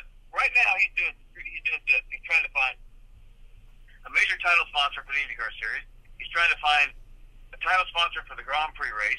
He's trying to put the international TV package to bed, and he'd also like to find $1 million for the pole, for the Fast 9 and for the pole at Indy. And it makes me crazy to think that we can't find $1 million for the pole at Indy 500. I mean, that's not that much money. Or the Fast 9 puts $1 million. I mean, Ed Carpenter ran 230 miles an hour on the edge and maybe made $100,000. Maybe that's what it paid, but the risk versus reward's not there, and it needs to be praised. And Miles is the first to say, I grant you the first is not what it should be, but 48% of the money out of IndyCar goes to the team owner, so we don't have a lot of wiggle room. But So I don't know if I answered that question or not because I rambled, but I do that sometimes. It's okay. We still love you. Yeah, and Trevor, Robin's spot on with my take as well. I've been advocating for a while now that the best thing IndyCar could do is align themselves with a primary sponsor that is a major tech company, maybe something in the mobile computing, mobile device world, whether it's a Samsung, an Apple, I guess a Google as well. An entity that reaches tens of millions, massive amounts of people with their product, and also spends a fortune on activating that, promoting it in print, digital, television, you name it. I mean, Verizon did a good job for a short amount of time to try and use their platform, their commercials to say, hey, IndyCar technology, it's a good thing. But you had to be a Verizon, I shouldn't say, you didn't have to be a Verizon user to see those commercials, but there was a direct link. I was a Verizon user through about 2008, Robin, 2009. My wife got a new job, which she's still at, which is a great thing. But while there, and this is again late 2000s, so really good 4G and cheap, gigabyte data plans on a monthly basis weren't really we weren't quite there yet. So my wife was like, well, hey, during my lunch break or whatever, I might want to go online or stream something or whatever it is. Can we get a little wireless card for me to use for my laptop? I said, yeah, let's absolutely do that. I can't explain why or what happened. All I know, and I don't know if I've ever told this one before, Robin, but hey, why not? I think after the third month, bill shows up, no joke, $8,900. And so I believe we were both on Verizon at the time with our mobile phones, and that was a separate bill, nominal amount. This little wireless card through something, whether it was on crack and acted up, or again, I don't know what it was, but we got a bill for 1 month of use, which was almost $9,000. And after changing my underwear twice, because I crapped them twice, called Verizon, said, hey, I don't know what this is, but this isn't accurate. There is no physical way my wife could have used a third of this data that you claim that's been used. What can we do? What resolution? And they told me to pound sand. So that's a long way of saying... No way! Oh, yeah. So that's a long way of saying I haven't been a Verizon user, nor will I ever be a Verizon user. Because of that one incident is a weird thing, probably a glitch, but... So I say all that because I've never seen the Verizon mobile app in use because I've been on a different carrier for more than a decade now. But we haven't seen what we hoped, which was Verizon really using its platform with at least its users or those who see the commercials to say, hey, IndyCar, I'm all in and a big wave of fans. Where I think maybe, again, if you can get out of that more specific thing and just say, hey, we are a giant tech company who talk to a lot of people and reach a lot of people, that to me, the masses, getting to the average person to let them know, I think that's what matters most, or would matter most. So we got and we've had, when FedEx became card sponsor, we were gung-ho, oh my God, FedEx, they have all these great ads, this is going to put IndyCar on the map. The only FedEx ad that ever appeared on national television, Honda paid for it. Yeah. So we've never had a partner yet that has really taken IndyCar to the people. Let's see. We've got a note here from Janae Martin. Says, love you too. Thank you, Janae. That's really kind. I think we took a little selfie at the Mid-Ohio IMSA race. Chris Rafferty has asked a question here about favorite viewing spot at Road America. I'm going to table that one for a little bit because we actually have a guest, a very recent guest of the podcast who has sent in a similar question. So, Chris, I'm going to blend that together in a little bit once we get over to Twitter. David Zitterbart, friend of ours who sends in a lot of questions from Australia. asks if we think IndyCar is going to go international again. And as you mentioned, Mark Miles is trying to work on, is continually trying to see if he can take us internationally. I know that technically going, to Latin America could be considered an international venue. In my mind, Robin, I think across a large body of water. I know that isn't that doesn't have to be the standard for international, but I'm not sure if you think we're any closer to that actually happening or not. And then he also asks if either of us might do a tell-all about the split and really get to the bottom of it, and that you are specifically certified for a tell-all, in-depth story there. So who knows? Maybe you and I need to do a podcast when we're bored one day. Maybe we have a rain out at a track. Maybe in the winter time. The thing of it is I think about all the hate and the bad blood that the IRL card split and all the fans that it cost us and all that. And you look back, and you just don't want to talk about him. I'm sick of talking about it. It's like over. Okay, Tony put it back together, and it's going along pretty good right now. So let's just enjoy it. I mean, I'm split. I'm out of adjectives to describe it. I don't want to talk about it anymore, and I certainly don't want to write about it. Let's talk about the time you had an aneurysm. Somebody did write a book about it that couldn't have been more far off than. I have no idea where this woman got information, but she was wrong 95% of the time. If you're going to buy that book, hopefully it's at a discount. Well, hopefully she included a piece about the outlet that broke the news that reunification was happening as well. In what was that? 2005 was it, Robin? I forget. 2006, the Indianapolis Star scooped everybody. Yes. Unfortunately, it wasn't until 2008 that it actually happened. Well, see, but hey, you and I should write a story about unification, not reunification, but unification of NASCAR and IndyCar right now, so that at some point in the future, if it happens, we could say, "Well, see, that we knew all along." When in reality, hey, I'm going to give everybody a NASCAR scoop since I've done it a couple times in my life. NASCAR's not for sale anymore. Jim France ain't selling it. You heard it here first. Ooh, I like that. Like that. Well, Jim France, patron saint of IMSA. Sale. Yes, well, good. Well, you know Jim France. I know you know him, and he's got some of those properties are dear to his heart, and he doesn't want to get rid of NASCAR. I think Brian wants to have a football team, and I don't know if Lisa wants. I don't know her, so I don't know what her stance is. But Jim France is definitely he's a France to the core, and my information is it ain't for sale anymore. And Jim, he might buy them both. I think he's already bought Brian out, hasn't he? Marshall, hasn't Jim already brought Brian out? I don't honestly know because I don't really keep track of those things. But I place a lot of faith in Jim. He does some pretty smart things. All right, well, let's grab the last couple of questions on Facebook, then move over to Twitter, and then say farewell to this episode. Shay Small, she was one of a couple people to ask something along these lines.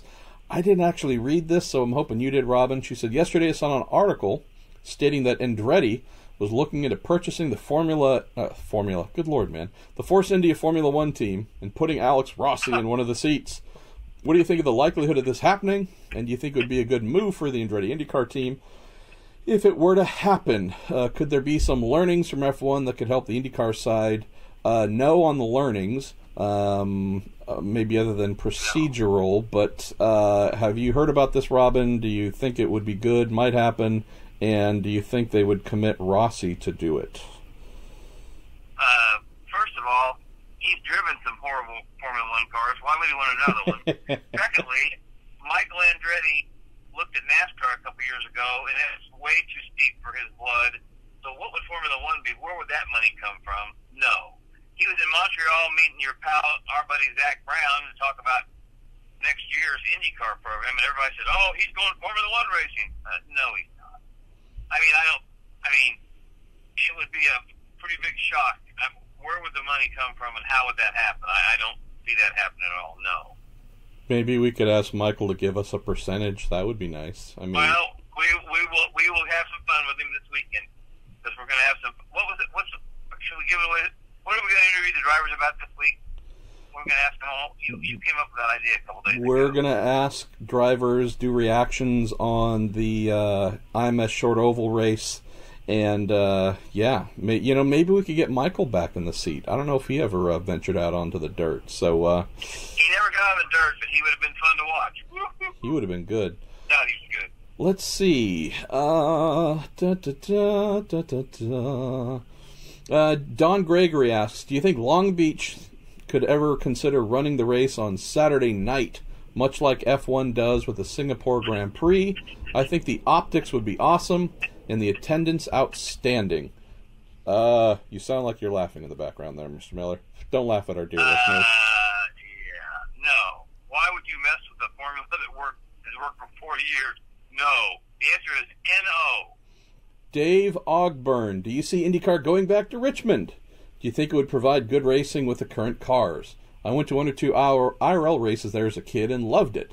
The racing could have been garage, and I wouldn't have known garbage, I think is what he meant to say, but wrote garage, and I wouldn't have known the difference. Richmond, Robin Miller, the site of the one and only pole position on Marshall Pruitt's resume as an IndyCar team member. So we sure as heck didn't win the race there in 2001 with good old Jacques Lazier, but I have heard nothing well, let me rephrase that. I've, of course, heard the, hey, could they, might they, is someone trying to make it happen? I've heard that in recent years, but I don't know if I've heard anything recently to make me think it could happen. How about you? No, I asked Jay about Richmond. I think Jay Fry every year, because you've got Dennis, who runs the track, is a big open wheel fan, and you got to admit, they had 35,000 people every year at the IRL race there. I mean, it was a damn good crowd. Yeah, it wasn't anything close to NASCAR, but there were 35,000 people, and they were stock car fans, and they came at you. And the first 2 IRL races at Richmond were phenomenal, and the last 2 were awful. And I don't know if the tire changed. I mean, you know more about this than I do, but remember, they went from being racing 2 grooves around just a madhouse, traffic all the time, single file. And I don't know what happened, but the last 2 races were awful. Yeah. I'd still like to go back. And try.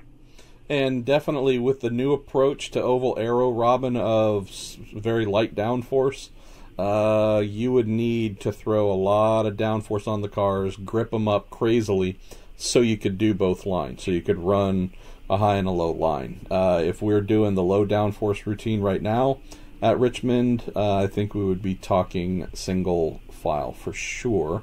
Ed Joris, I'm coming back to a question that I cracked open on my own earlier. Heard back from one of the leading IndyCar engineers who said 200 miles an hour. No, I don't think we're going to see that as a number that anybody hits this weekend in Road America.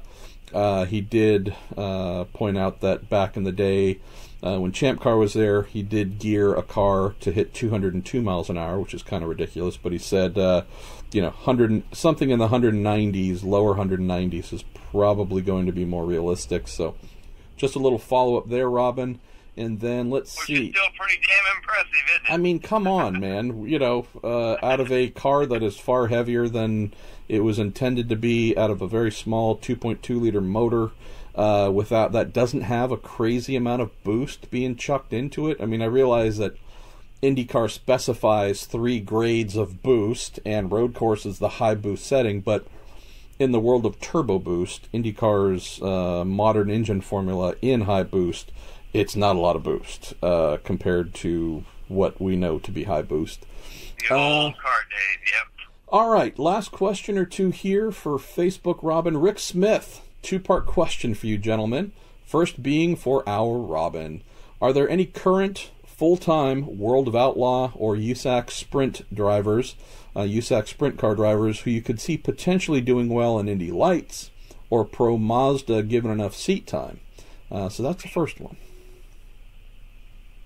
Well, I would put Rico Abreu in an Indy Lights car so fast and make your head swim. Because he's not only one of the most popular drivers in open wheel racing, the kid's brave and he's talented. Oh yeah. And I don't think he's really got any direction right now. I mean, he gets a few stack midgets and once in a while World Outlaw sprint car ride, but he's a guy that is I just think he's a natural for an IndyCar someday. And the on every dirt race for the last 2 years on the miles, which are basically like pavement because they're hard slick. And I just wrote a story about him, and I've completely drawn a blank. My God, what is wrong with me? He was the nicest kid. Tanner is his brother. I can't think of his name. My God, this is embarrassing. I did a story about Jeff him. Gordon. We ran Jeff Gordon. No. Tony Stewart. God, no. I just did it 3 or 4 weeks ago after he won the little 500, Fairgrounds Hoosier 100, and the sprint car and the dirt car race at Raceway Park in 3 consecutive nights. Wow. I've lost my mind. Yeah, and I've forgotten as well. So I'm sure I'll think of it soon after we hang up. But, and someone will send in the answer. They'll take pity on us for being absent-minded. Well, that's embarrassing. Well, I mean, but this happens many times a day. We just don't tell people. Well, that's true. Well, Rick's the second part of Rick's question is he asked, do I keep an eye on some of the dirt racing scene, or does doing coverage of IndyCar and sports car consume most of my time? Again, I think I mentioned this earlier, Rick, but yeah, you're spot on. One of those things that I love and appreciate when I can watch it. Frankly, a lot like baseball. I mean, when I was a kid, outside of loving racing, baseball it's all I played my entire youth. It's all I watched. I mean, it was 100% the thing that I loved. And with all that I do now and the free time that I have in my personal life,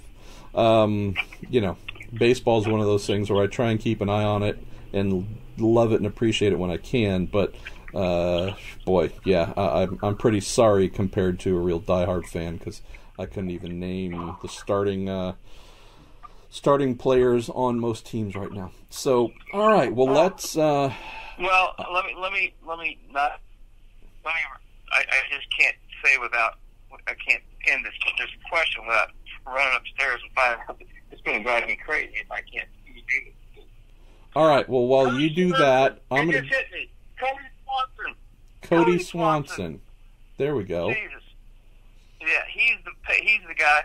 But David Bird took Chris Windham, who was last year's USAC Sprint champ, to Indy for the Indy Lights race, and he was practicing really good, and they crashed and destroyed the car. So you don't get many opportunities, and it's going to take Rico or anybody that. I mean, it's a completely different discipline, and as good as these guys are, high horsepower sprint cars and midgets and silver crown cars, it's a different animal, and Davey Hamilton will be the first to tell you, and he adapted pretty well. But I'm so glad I thought of Cody Swanson. God, I was going to have a nervous breakdown. All right, well, let's grab a couple of Twitter questions here, and then say farewell to our episode. I got to pack and get ready for a flight in the morning. Let's see, Ryan Terpstra, who sends in questions here and to the mailbag. Thank you, Ryan, for being a very committed reader of Racer and the mailbag and supporting what Robin and I do. Ryan said, how do you feel about Santino Ferrucci and what he did on his debut with Dale Coyne Racing in Detroit? You and I had to both miss Detroit, so that was we didn't get to see him up close and in person. But I know from watching the broadcasts, Robin, the one thing I kept in mind was the previous year at Detroit, we had another scenario where Esteban Gutierrez was, kind of dropped in with little to no testing and such and asked to perform at the duel in Detroit. And Esteban finished 19th in the first round and 14th in the second round. And, you compare that to his rookie teammate, Ed Jones, who finished 9th in the first one and crashed 22nd in the next round. And so I look at what Santino did this year with Sebastian Bourdais, a healthy Sebastian Bourdais, as his teammate, and I think the Coyne team would readily admit for the most part they missed the mark there. They did not roll out with a whole lot of speed and had to work really hard to try and get something. Seb finished 13th in the first round, 21st in the second. Santino finished 22nd in the first, 20th in the second. Charlie Kimball kind of punted him out of a good finish there. He was also running in front of Seb for a little while, running behind him. I'll tell you, Ryan, we got to speak with him again, Robin, when we were at Texas. I like the kid. Yeah. He's a little fighter, a scrappy guy, despite his name. He is an American. The kid's from Connecticut. He's an American, folks. He's an American. I like the guy. He did enough, Robin, at Detroit to make me want to see him at a pick the round. Something else before Pietro Fittipaldi comes back. If there's a race he could, they could squeeze him into somewhere. It's not going to happen at Toronto. That's Zachary Clayman DeMello's home event. It's not going to happen this weekend. I mean, after that, I know they're hoping to have Pietro back from Mid-Ohio, but if Pietro's not available, if there's not a Formula 2 conflict for Santino, I'd love to see that kid give us another glimpse, because honestly, brother, I don't think he's going to make it to Formula 1. He doesn't have the money behind him. I don't think the Haas Formula 1 team has any serious plans to make him a Formula 1 driver. So if getting to F1, which is his dream, the same thing that Rossi pursued, got a little glimpse of and said, well, this isn't going to happen the way I want it, let me try something else, I'd like to see him get another shot in IndyCar. Yeah, and he just seems gung-ho about it. I mean, we talked to him in Texas. I mean, he's hanging with Dale, and he's supposed to be in Montreal. No, I'm going to hang here. I think I might have a better opportunity. I just always goes back to our old buddy Justin Wilson in 2003. I just remember sitting down with him the first day I met him and said, what's your rationale? And he goes, well, I wanted to come somewhere where I had a chance to show that I can drive a race car and not just race my teammate for 15th or 18th or 20th, and I'm not bad-mouthing. I got an opportunity to drive, a Minardi and a Jaguar, and I think I gave a good account of myself, but nobody thinks you can drive if you're not in the top three, so I'm going to try and make my living over here, and I think he just kind of set the example for all these guys, and, whether it was Bourdais or Dario or whoever, Dario was already here, but all these guys, and now that Alex is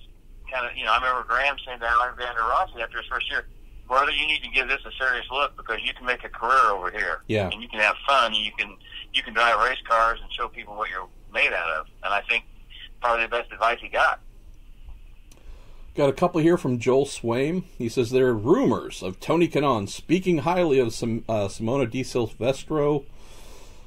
Sorry, my voice is starting to fail me here. Speaking highly of Simona Di Silvestro, could we see a return of our Swiss rocket? Well, I mean, Tony, if I recall, was always rather complimentary of her.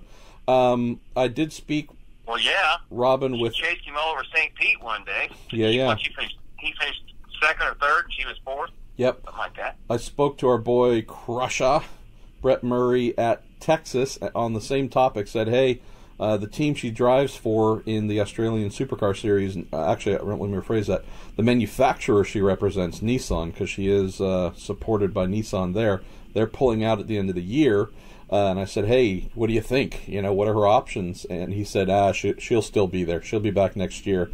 The series will make sure she's there because she is a very popular presence in the Australian Supercar Series, so I don't think Is she? Good for her. I don't think she's going to go anywhere. I mean, she hasn't had a lot of great results, to be honest, but I think the series realizes she means too much to let her go. Let's see. Joel also said McLaren, they're talking up their IndyCar team, which engine manufacturer they think they would go with. Don't really see a Honda on the side of McLaren. I wouldn't say that at all, Joel.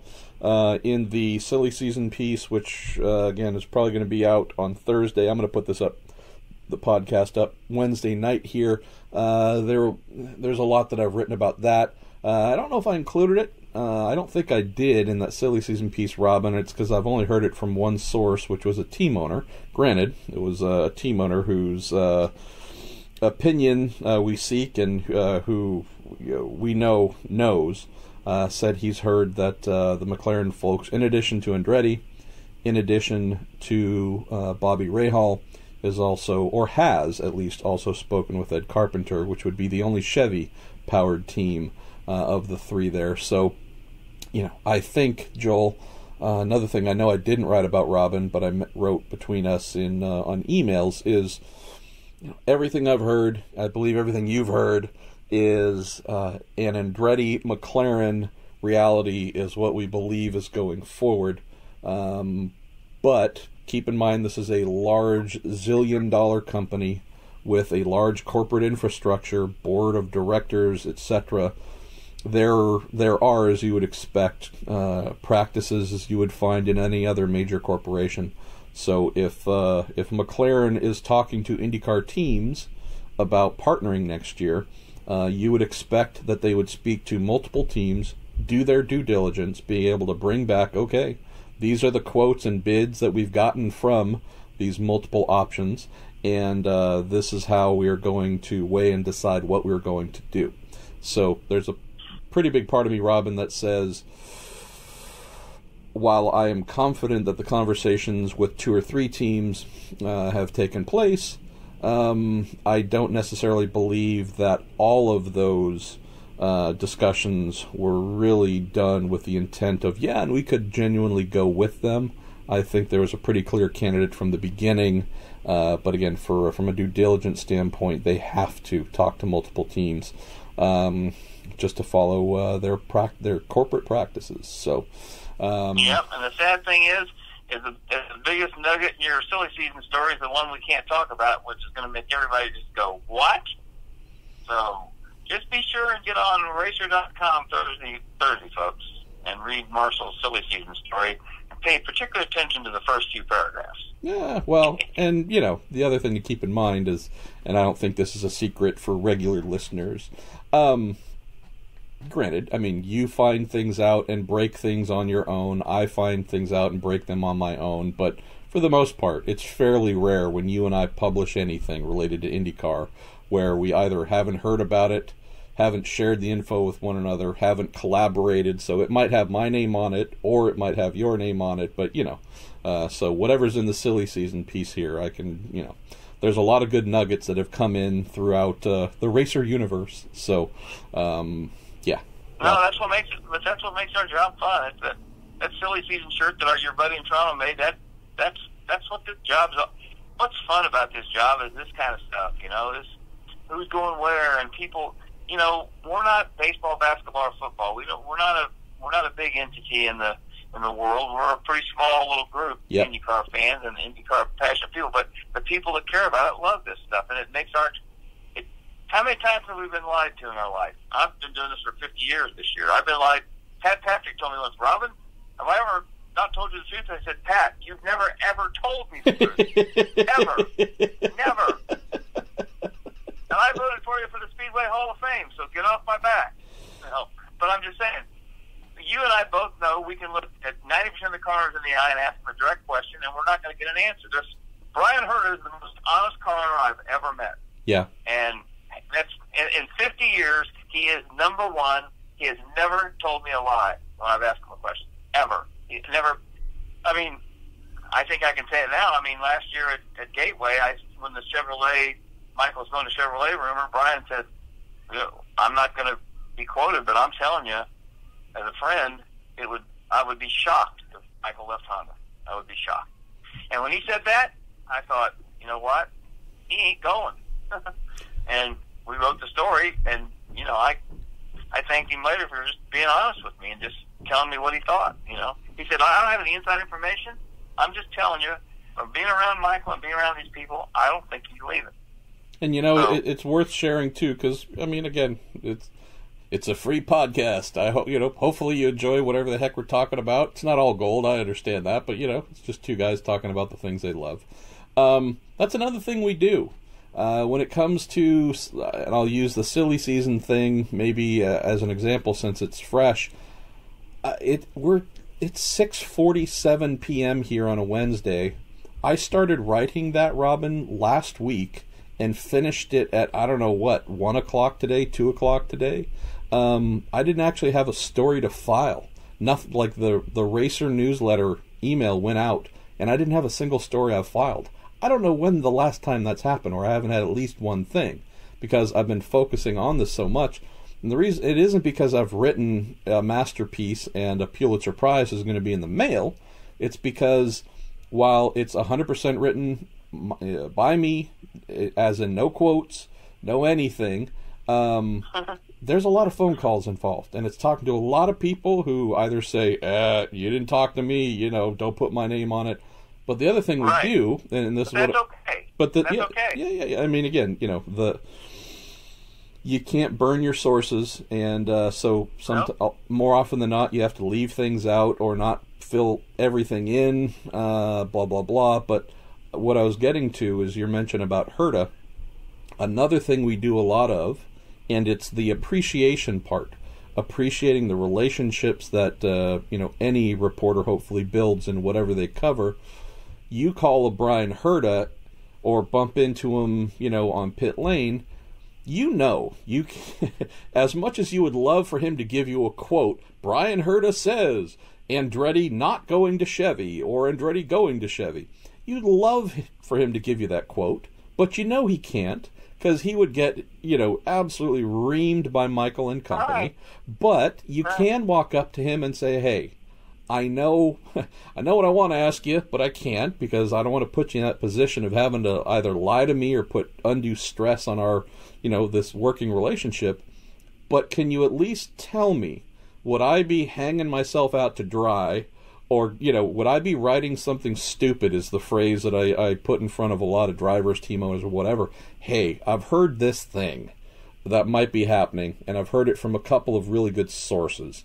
Before I write about it, can you tell me, would I be, making an even bigger ass out of myself if I were to say this thing is possibly happening or in motion? And more often than not, you'll get someone who will tell you, hey man, yeah, you're okay to write that. Don't put my name on it. Don't let it, blah, blah, blah. Or, yeah, I don't know if I'd do that, or I wouldn't go that far.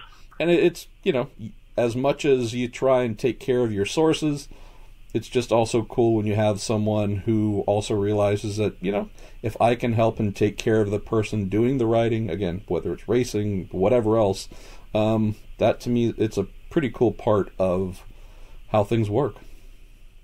Well, and with Brian, it wasn't even, he said, I don't know anything. I'm telling you, Mike, that feeling is we're staying with Honda.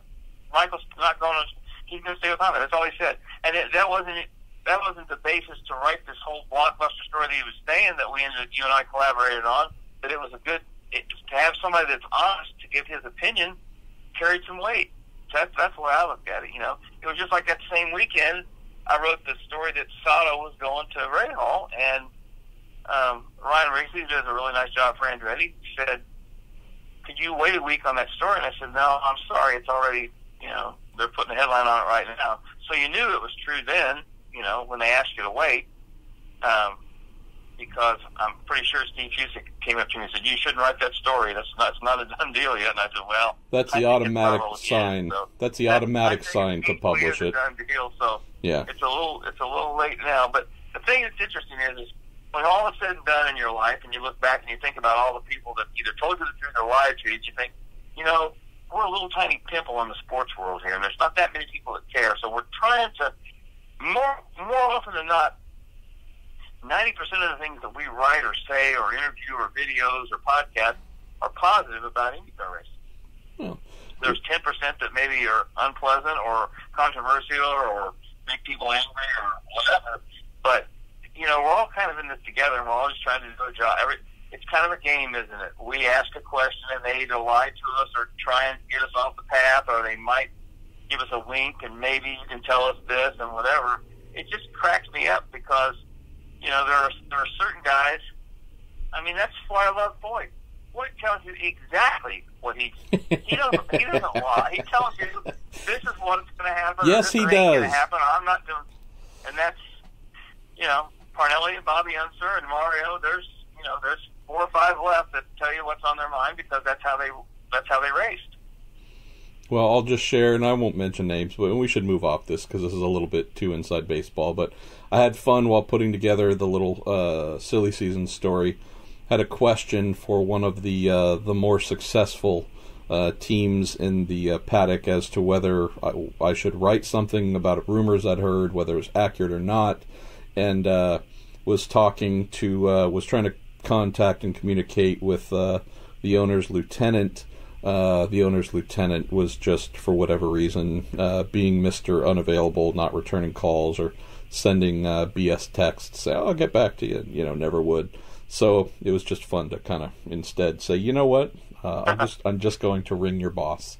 And rang their boss, had the most delightful conversation, learned a lot of things I didn't know about other things going on in the sport. So, the thing is, they're kind of formulaic parts to what we do, Robin, as you well know, because you've been doing it for as longer than I've been alive, but it is fun. It is fun when you just get to talk about, hey, here's some things that could happen, or here's some folks who are trying to help you with whatever story that might get a few more people interested in the sport we love, or whatever it is. So, pretty cool. All right. I think the thing that our fan base, the racers fan base, and the racers readership base, they should know by now is we don't make this stuff up. And we're not making up going to certain racetracks or being the final race or somebody going somewhere. Or there's usually some basis for that's why your silly season story is going to open some eyes tomorrow. This isn't something that you made up. This didn't come out of left field. This started back in we started hearing this back in April and May, and we're thinking, really? Wow, that would be shocking. And we're not saying that it's happened yet, or it's going to happen, but it could happen, and it's going to be the story of the year, hands down, if it does. Well, we can just tell people what it is right now. Nigel Mansell is returning. He and Mario are going to form. They're going to come back together, and but they're not going to drive their own Indy cars. They're going to take turns each weekend competing in the two-seaters. So one weekend Mario will drive, the next Nigel will, but they have to be passengers. Yeah, so. I like it. Okay, we're going to jump to the last couple questions here. Joey I hope so. We've been on here for 90 minutes. Well, if you would shut up, Miller. Good Lord. Joey of the Priuses asks, Alfonso Chelis, and I'm probably murdering Alfonso's last name. I need to find out how to pronounce it properly. Alfonso Chelis Jr., who's making his IndyCar debut this weekend with Juncos Racing, ditched a full-year ride with Fortec in F2 for 2 Indy Lights races and 1 IndyCar race. Do you think it was really worth it? Joey, I'll say this. Alfonso, I don't know the circumstances behind Alfonso jumping into Indy Lights for his debut at Barber Motorsports Park, but you could not have asked for a more brutal place to get a feel for a brand new car. Indy Lights car, not like it has IndyCar downforce, but it still has a fair amount of grip. But it's just a crazy fast, high demand, high commitment circuit. And if Alfonso was a superstar, then I would have expected him to really show that there. But if there are any questions, if he wasn't quite at that place in his career development, is going to be a place that made him look horrible. And he was almost an afterthought trying to get that car around there. Now he is making his debut, the kid's from Mexico. Robin making his debut this weekend in IndyCar with the Juncos team, which is awesome. How's this, Joey?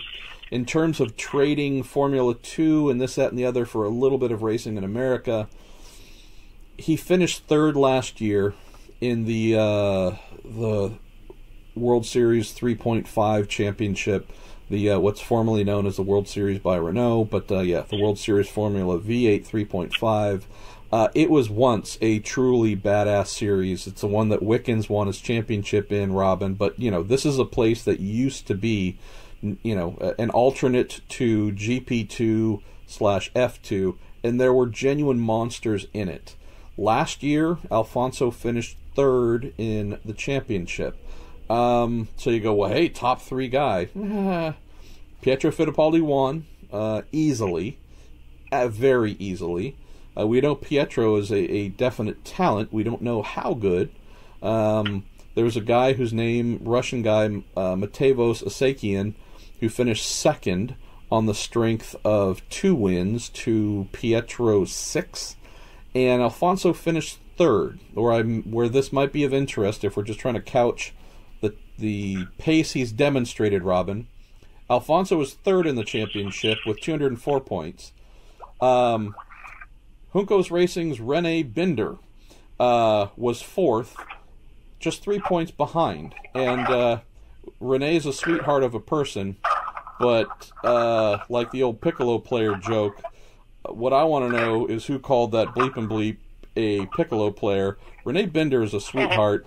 Rene Binder, I'm not sure if anyone would accuse him of being an IndyCar driver. So Alfonso barely beat the other guy who's been in the Juncos Racing car on occasion outside of Kyle Kaiser. So we're not talking about someone who's lit the world on fire and finishing third in that championship, Joey. Again, if you couch who he was going up against after Pietro, yeah. So I don't think he wasn't going anywhere in Europe. If he has money and can help Ricardo put that car on track more often, then I think Ricardo Juncos wins and IndyCar wins. But to me, at least, Robin, unfortunately, this kid isn't much more than a budget to pad the field. So. Yeah, well, you just told me more about him than I ever. I had no idea who he was. No worries. You just told me. So. All right, we're going to wrap up here with a couple of questions. Nick Feshko, I think I might have gotten your last name right, but tell me if I didn't. At this point in the season, how many laps down would Milka Duno be driving the 2018 car, Robin? 1,050. That's a pretty good thing. Joel Swain, Joel threw in another one, said with talks of a second chassis manufacturer being a possibility in the future, would we see a BOP type thing to keep the field close? God, I hope not, Joel. As someone who covers sports car racing, where I have to write about BOP because it governs the quality of races before they even start. All you have to do is look at last weekend's 24 Hour of Le Mans to realize how bad it can be when the sanctioning body gets it wrong. And God, I hope we never get to that place in IndyCar. Let's see. Last couple of ones here. Here you go. And this is maybe an easy answer. Don Davis, who uses an avatar photo of you, Robin Miller. Hey, boys. Why has Carlin Racing struggled so much? I know they're a startup, but they really haven't been. They really haven't even had a measurable flash of speed so far. Well, I think you kind of got that part with the I know they're a startup. The other thing, too, Dawn, is they started the year with kind of a unique approach to race engineering. And I think as they have gone on this year, they've realized that they need to pull from a more traditional IndyCar veteran type engineering background. So as a new team trying to learn everything and really, master everything on their own from the start, I think, once they can maybe bring on some more veteran engineers, some more veteran engineering consultants, we might see their overall performance increase. On the topic of engineering, Robin, I believe our friend Michael Cannon is going to be back in action on the number 19. Elkhart Lake, baby, he'll be there. Yeah, so look forward to seeing our boy Mikey after having to sit out Texas with a bit of an illness. Hey, back to the Carlin question. Yeah. Give him a couple years. He'll be just fine. He always succeeds. Trevor's a sharp guy.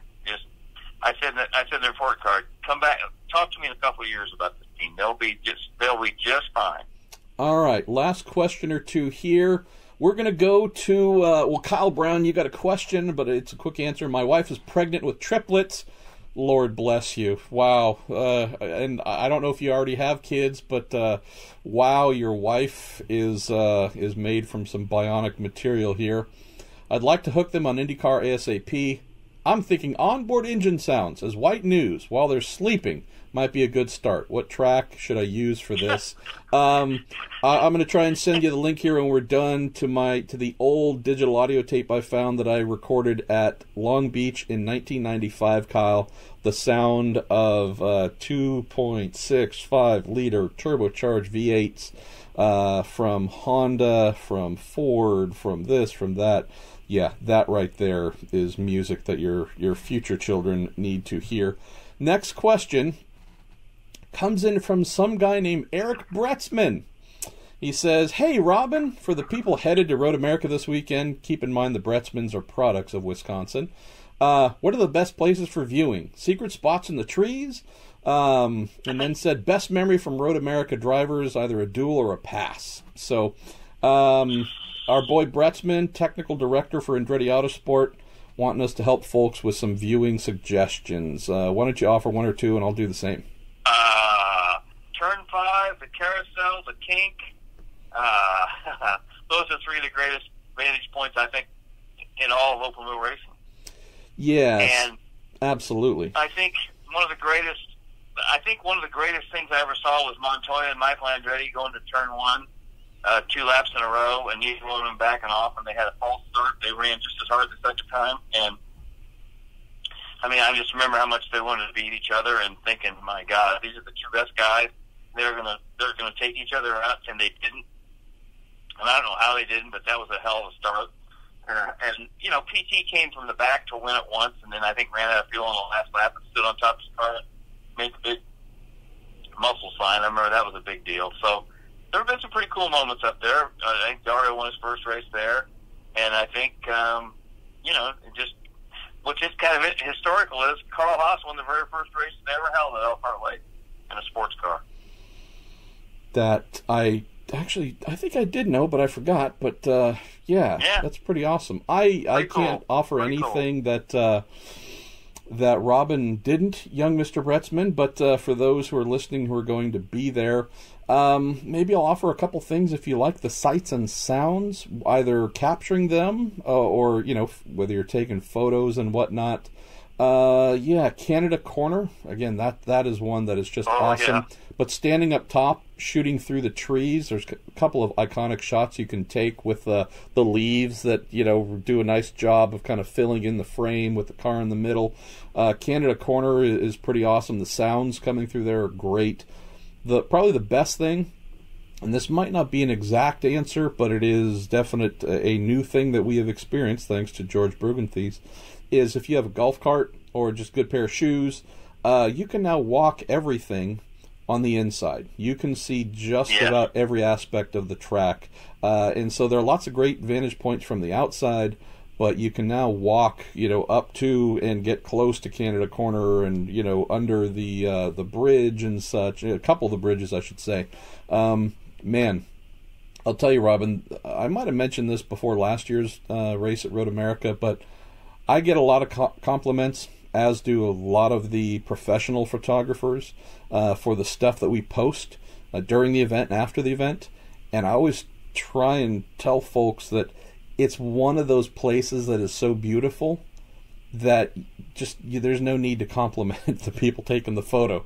The background, the vantage, whatever it is, the track does most of the work. There might be a little bit of technique involved, you know, with some of the photos, but I mean, you compare that to a Texas, and I'm not picking on Eddie Gossage again, but Texas is just brutal if you're shooting, because there's so few places where you can get something pretty. And there are some road courses as well where you're like, man, this is hot garbage. Elkhart's a place where if you have a camera, the quality is so high with almost anything that you take that everybody looks like an awesome photographer, period. So let's see, one or two more here, and then we are going to bid for... This is the last one. No, well, yeah, okay, we're going to do one more. An hour and 42 minutes. I wouldn't listen to myself for 42 minutes. Well, some of us are forced to because we have to work with you, but, you know, I haven't found a good excuse yet. Let's see. We got, you know, a couple of good ones. Well, not a couple. We got a lot of good ones here. Trying to figure one that, you know, let's do this. And I know you and I didn't know him, but we would be absolutely remiss, and it's my fault for a stream of consciousness episode. Jeff Green died last weekend at a vintage racing event in Canada, Robin. Jeff was part of the Juncos Racing Pro Mazda team through the end of last year. Victor Franzoni, who won the Pro Mazda Championship, then got the prize from Mazda to graduate to Indy Lights this year. Jeff, many, many years Victor's senior. I mean, he, was 60 years old or so. Wasn't just racing Pro Mazda because he loved it and was kind of in the senior division. He was also helping financially with Victor's program. And, I know that we put up a story, and many folks put up a story about Jeff dying last weekend. Again, I hate to say it, but I didn't know him. I knew he was there racing in Pro Mazda, but didn't pay attention. But he said, Ron Thompson said, does the lack of in-season testing hurt the learning curve for new engineers, decision-making on the fly, etc.? And I'll say yes to that, but the part that he raced specifically was also Jeff Green's story, and his helping Victor Franzoni was really nice. I wonder how many of us thought a 60-year-old was wasting his time. My hand is raised. So that's maybe, I think, the best way to close, Robin. Yes, Ron, obviously the in-season testing is going to hurt any new engineer. Just like a driver, they need miles, they need time to make mistakes and learn from them. But on the Jeff Green story particularly, you would have to say, a guy that age on the Mazda road to Indy, Jeff's probably not going to be on Roger Penske's call list to hire next year. But then when you find out the guy is doing it because he loves racing so much, and that he was helping one of the young guns financially, because Victor did things on a shoestring and ended up winning the title, absolute respect to him. I wish we weren't talking about him in the past tense, Robin, but that is a pretty unique thing that we don't see quite often these days, whether in IndyCar or any of the ladder series below. Well, I had lunch today with Poncho Carter, Lee Kinsman, Merle Benthausen, and Bill Lukovich. Merle lost his arm. Lee was burned horribly, broke his neck. Poncho was crippled in a horrible practice IndyCar crash. Vicky was the only one that escaped, but he lost his father and his son. So they've had, they're four of the toughest guys I know. And when they quit racing, they quit racing. They didn't drive IndyCar, they didn't drive go-karts. Poncho made a couple laps in a Roadster Pocono last year because they always wanted to see what a Roadster would be like. He didn't go out to go break a track record. And I talked to Rick Mears and Michael afterwards. When they quit racing, Marshall, they quit because they raced at the highest level and they were the best there were. And these guys that I just mentioned were all good race drivers. And they didn't feel the need to ever do it again because they'd been named and they'd won races and they'd made a mark in racing. Which you see guys in the 50s and 60s that die every year in race cars, and you're thinking, what are they doing in a race car at that age, especially at least open wheel, but that little Formula 5000 car that was a beautiful little car, but didn't have much protection around the cockpit. So, but he obviously loved racing. The worst cliche in the world is that doing what he loved. No, most people would rather die in bed than driving a race car, I think. But maybe it's a close second. I'm not sure. It's just that he had this amazing passion. I didn't know the guy did, but everybody spoke very high of him. He loved doing that. So, I don't think. It's obviously sad that he lost his life, but he knew what the consequences were, and he was certainly immersed in it. Not only helping Victor, but he enjoyed driving. So, he chose that fate, and I don't know. A lot of people. Somebody, I can't remember what I flunked out of Ball State, but somebody had some kind of a great saying once about, is it better to live to be 100 and be bored, or do you want to go out and you want to have 4 years of fun and go out and fall apart, which I think was the motto of every race driver in the 50s and 60s. If they made it to 40, they couldn't believe it. So, don't know. I just I've heard a lot of good things about this gentleman all week. I just never met him. Yeah, no, same here. And again, I think the fact that if there's a legacy we can point to, the Indy Lights Championship this year looks like it's going to be settled between Colton Herta, possibly Santiago Urrutia, and also Pato O'Ward. Some remarkable things would have to happen for Victor to take the title and get that $1 million to move on. But even if he isn't a champion, even if Victor's open-wheel racing arc comes to an end here at the end of the year, again, who knows?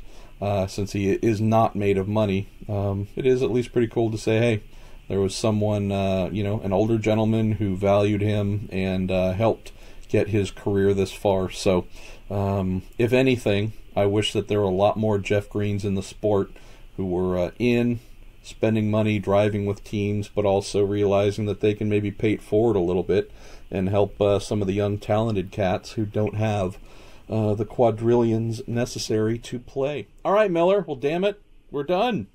And then that's it. An hour and 48 minutes. That's a new track record. Well, that's just you and I. You're forgetting the part where I took care of a lot of questions in the beginning. But well, so thank God. Let's close by, as usual, thanking our friends at Cooper Tires. We are going to have some Mazda Road to Indy awesomeness this weekend at Road America. Additional Pirelli World Challenge Series awesomeness. I can't wait to see them in action along with IndyCar. You are going to be part, obviously, of the NBCSN IndyCar broadcast.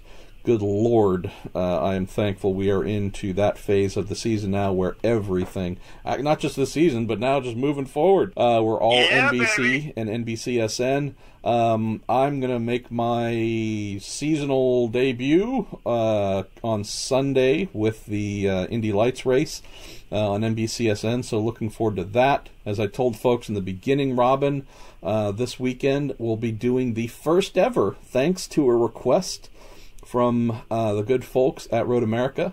Going to do the first ever Marshall Pruitt podcast live. Going to do that Saturday starting at 5:35 in Victory Lane shortly after qualifying with one Joseph of the New Garden Tribe, Antoine Canon, and Mike Hull. And going to do that for about a half hour. And other than that, I am going to ship this episode because I got to be on a flight in the morning.